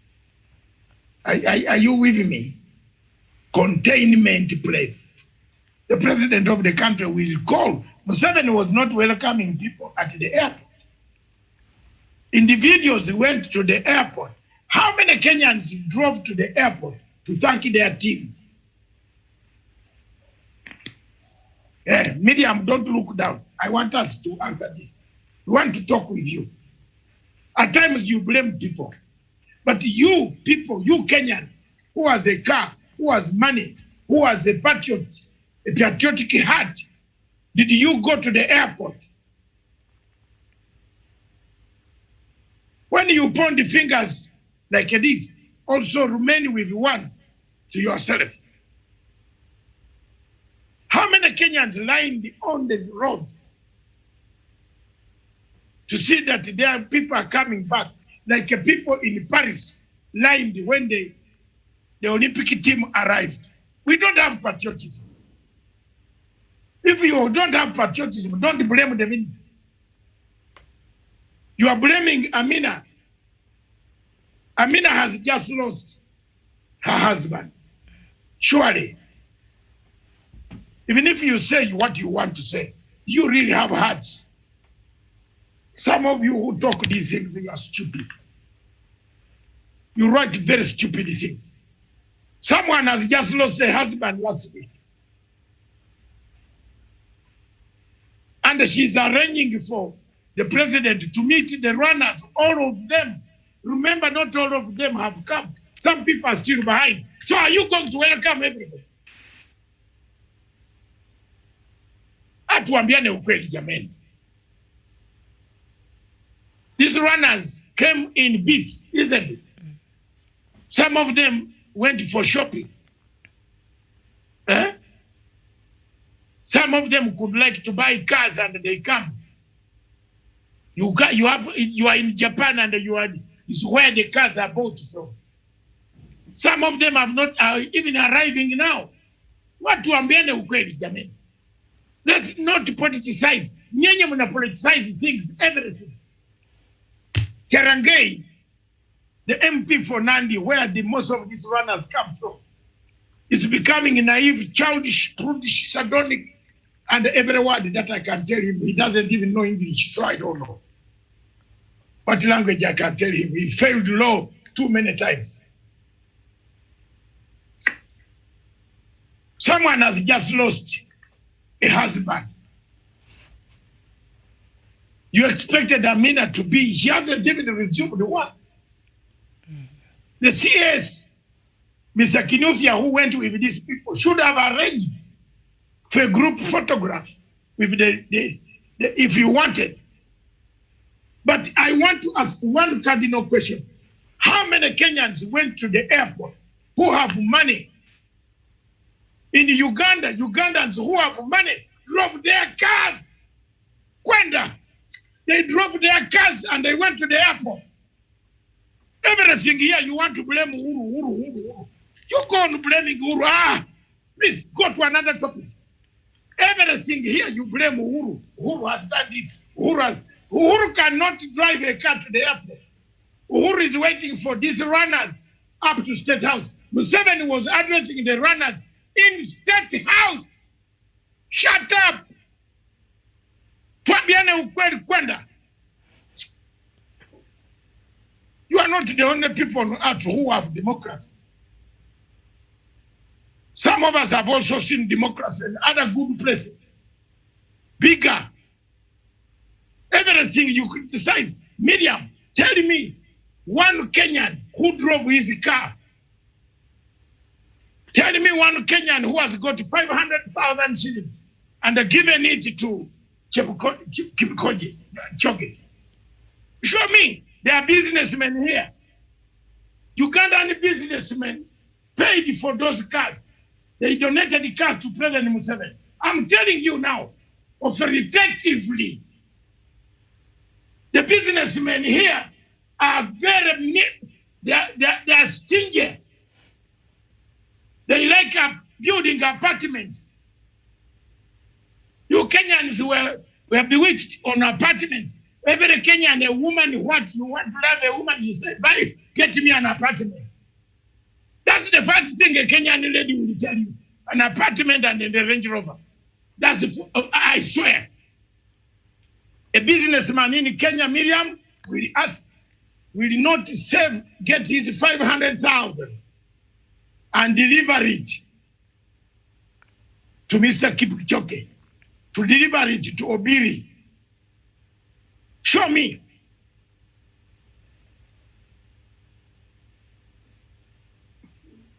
But Ugandan businessmen collected cars, contributed cars to the president to donate. You see the difference? Maybe Amina is also arranging a ceremony where the president will defeat the runners. Because at the time when the runners arrived, the president was in Mombasa. I am not answering on behalf of the president, but I'm answering from when you bring in, compare Uganda and Kenya. I've seen some Lamse news agencies call themselves KTNC doing rubbish. They are saying, oh, the Ugandan president tweeted. Yeah, what is 5 million shillings? What is 5 million shillings of Uganda? 5 million shillings of Uganda is 500,000 of Kenya. And the highest bidder here is going to be given 600,000 shillings, isn't it? Which is now more than the Uganda money. Now you'd say the Kenya government has not offered money to set it. What is 5 million shillings? 5 million shillings of Uganda. You know how much it is? It's 400,000 shillings.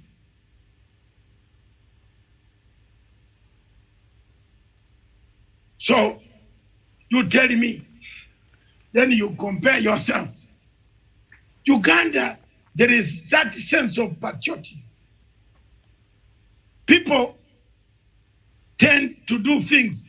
For example, Museveni do not call people to go to a Entebbe airport. But the people got their Range Rovers, new Range Rovers, new flags. They went to the airport.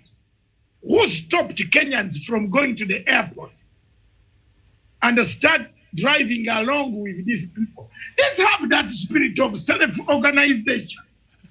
But Curfew. everything here, Miriam. Curfew. They came in the middle of the night. You can't go out. We have curfew. Exactly. So I'm sure Kenyans If the would have plane wished from to go. Tocho, the plane from Tocho arrived at about 2 a.m. You want to spread the COVID-19 at 2 a.m. Maze, I'm sorry to use this slang.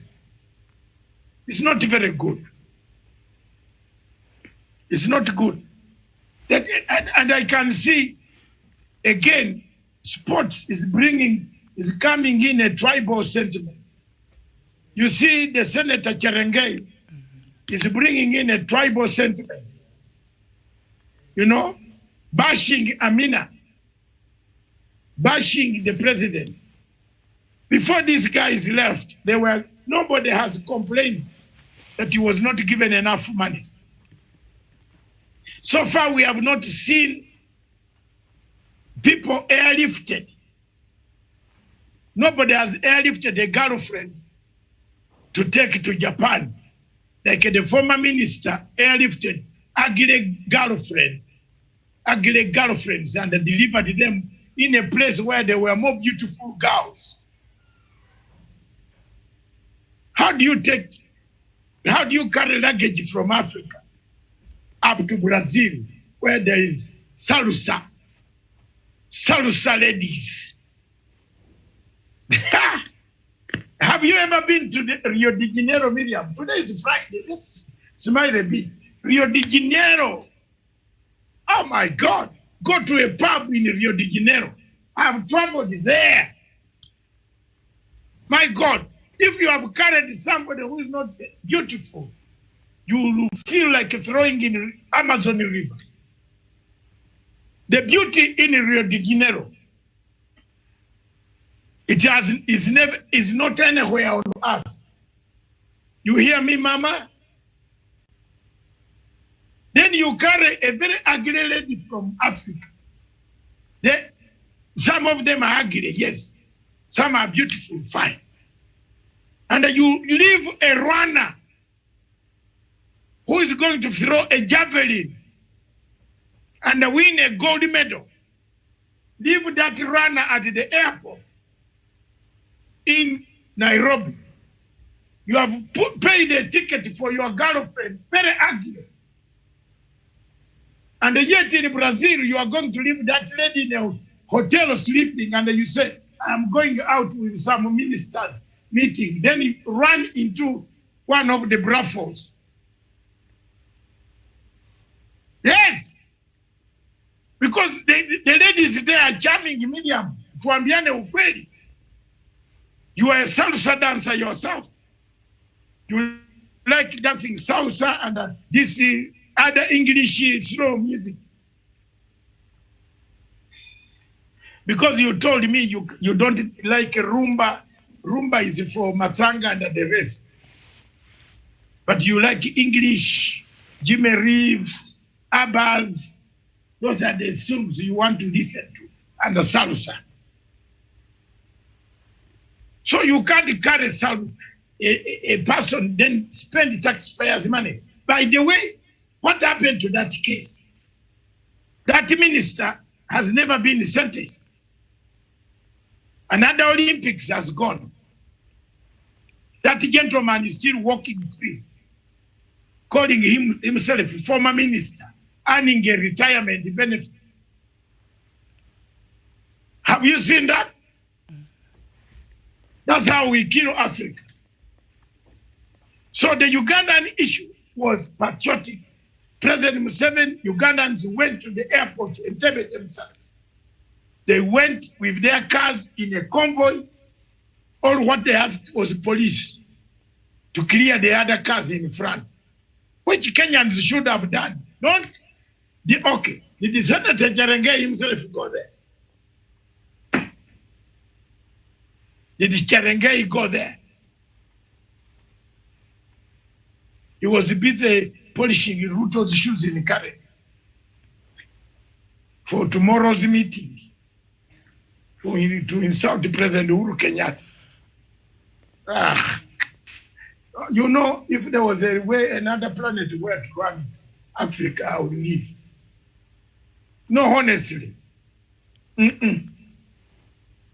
Nyachama, Dr. Nyachama, please, your comments. And we move on to the subject. We are about to finish again. We have 2 or 3, then we finish exactly at 1:45, and we go. Thank you, Dr. Masanga.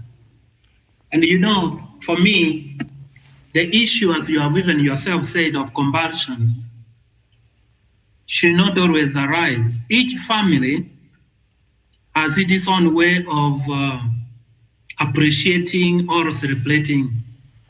I usually say Miriam, that do not worry what type of car your neighbor drives. Do not worry what kind of car your neighbor drives. Instead, focus on what drives you. As Dr. Masanga, you have rightly put it, there is going to be a ceremony, absolutely, to appreciate the performance of the Kenyan athletes. This noise is simply hinged on some political gymnastics. You know, Kenyans, we have developed a culture where everything we politicize. And I don't have really much to say. What I want to say is that there are several ways of expressing appreciation about the performance of the athletes. Love is not in the love is not in the beholders of the eyes, it is in the beholder of the heart. So as Dr. Masanga, you have clearly put it, the appreciation ceremony is still underway, and all these athletes will be appreciated. Miriam, I submit. Okay. Douglas, is there anything you'd like to add to that?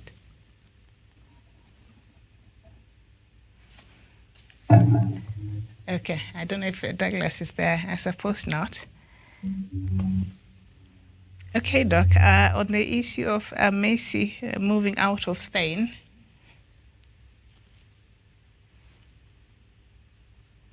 still on sports. Doc? Yeah, the same side. Yeah, thank you very much. Thank you very much, Dr. Nachama. Mm-hmm. For me, I think that is all I can say. Okay. About Mr. Cherengai himself should have gone to show patriotism. And I was on another call on the chat, an international call from Zambia. So I might have missed what he said. No, but yes. We already moved on to this issue of Messi moving out of Spain, and the six-time Ballon d'Or winner has opted to continue his career at, Paris Saint-Germain after an illustrious 21 years with Barcelona. Who? Messi. You remember the topic that he chose? Oh! Why are you laughing? You see? Now, Miriam, you are laughing. I like my Messi. What is your laughter here? I am a Barcelona man. I'm very sorry that he has gone to Paris. Now I will stop supporting him. I continue supporting Barcelona. I have two teams in the world that I support, Liverpool and Barcelona. I don't know whether Miriam supports any team, but it looks like he doesn't support any team. So I don't know why you are laughing at me. Is it the question you are laughing at, or the way I'm asking you, what is it? Yes. I didn't hear the first words, that's why. Oh, sorry. I thought you forgot about the topic that you gave. So it is sad news for us. It is a humorous Friday, so we always bring such topics to rekindle people's minds that this guy who can score with a magic boat is no longer in the bus. I love Cantona. The Cantona is a province of Spain. I love those guys. They have struggled so much. Miriam, have you realized that there's something with me? I always like the downtrodden. Those people struggling for their Please, can you talk to her? I can't lie, I forgot. Yeah. Dr. Joseph, please, can you mute? Dr. Joseph, can you mute your device, please? Can you? Please, I forgot. Dr. Dr. Nyachama, you can now come in for us. Oh, sorry, Dr. Yeah, That was a small option. I know you are not a footballer, but you like football. No, what I wanted to say is this. Dr. Masanga, you know,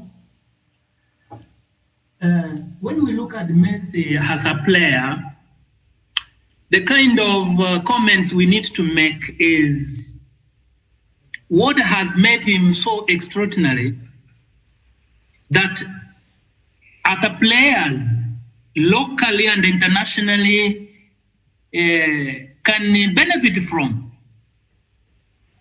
Miriam, allow me to say about a man called Daniel Levitin, who's a neurologist. He said that for you to master something and execute it extraordinarily, you must practice for 10,000 hours at minimum.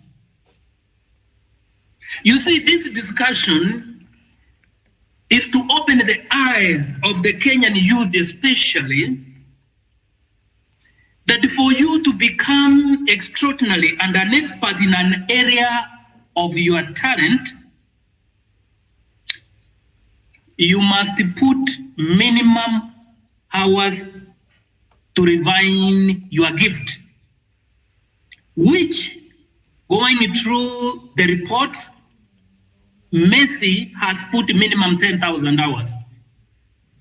And I want to appeal to the youth and to the artists, be it a musician, be it a players, all sorts of musicians. Please, through Punch African TV, we want to tell you something.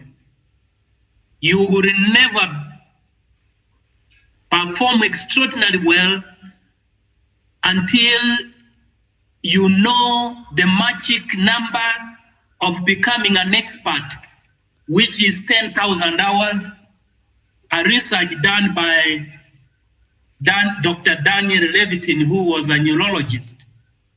He did this research by examining why Mossad became so extraordinary. And they realized that he practiced minimum hours of 10,000 hours. And we want to appeal to our players, athletes, and all other people who are in the arts industry to know that if you want to put our country at the pinnacle of the world map, please emulate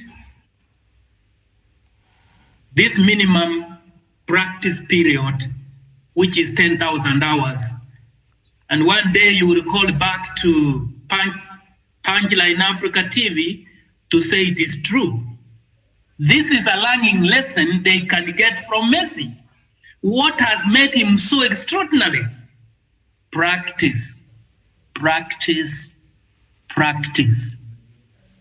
Any gift must be refined for it to be purposeful to you and to your country. May the youths who are talented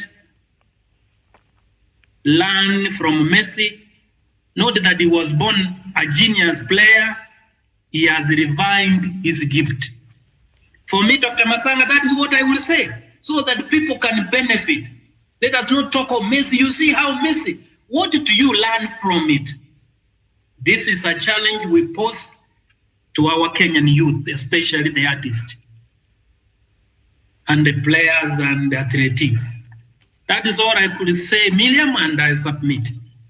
Okay, thank you so much. And of course, before leaving Barcelona, Messi had scored a staggering record of 676 goals, and he has made about 778 appearances for Barcelona, and he has helped the team win about 34 trophies in total, including 4 Champion Leagues and 10 La Liga titles, having initially made his first debut in the club at the age of 17. So it was a big, even emotional. It was a bit emotional even for him leaving Barcelona. That's the only home he'd known for about 21 years as a professional football player. Let's move on to another topic now. Ethiopia. We postponed this topic for Sunday. True. I'm also tired. It is very not tired. I'm exhausted. We can't say it live, but let's postpone this topic for Saturday because it's a wider topic that we needed to discuss more. Next topic. All right, so we will talk about Ethiopia and the new union between Tigray Liberation Front. No, we postponed it for Sunday. Yes. We go to the next topic, which is South Africa. All right. We also postponed it for Sunday. We go to the next topic, which is Nigeria. What does the last topic say? That will be the last topic. President Buhari visiting London for treatment, apparently. And next, the elections results would have been out. And then we could actually talk about them freely without any reservation. But as we leave the stage, exit like Shakespeare said, go and read The Merchant of Venice. It is a very good, interesting book. You will find a Sherlock who was both hated and liked. So in the end of the day, find out who is a Sherlock in your country. Okay. Is he an investor? Does he carry fake investors? Does an investor take out your money? God bless you. God bless all of you. Have a nice weekend. Remember to seek medical attention. Vaccinate where possible. The clinics are open. Go there and queue. Take time and do whatever vaccination is the rule, the order of this country, Kenya. The people calling you for public rallies, tell them to call their children first. Thank you. I'd like to see a politician who can take his child in front and then call us to go there. Let's see all these children, because you are going for a rally, which is going to kill you. So there you are. Thank you. Miriam, I thank you very much. I don't know why you laughed, but you'll tell me offline of live TV.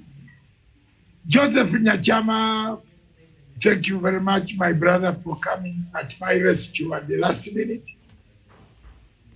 I thank you very much. God bless you. This station is for Africa, by Africa, with Africa. Ciao.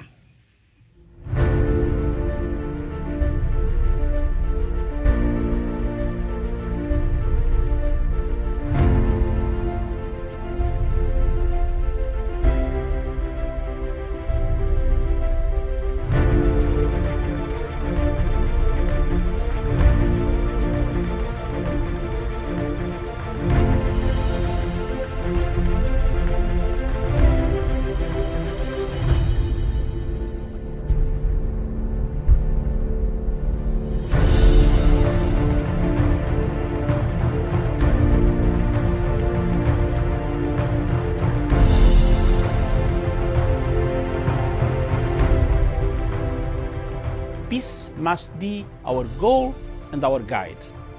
And all that we strive for as a human family, dignity and hope, progress and prosperity, depends on peace, but peace depends on us.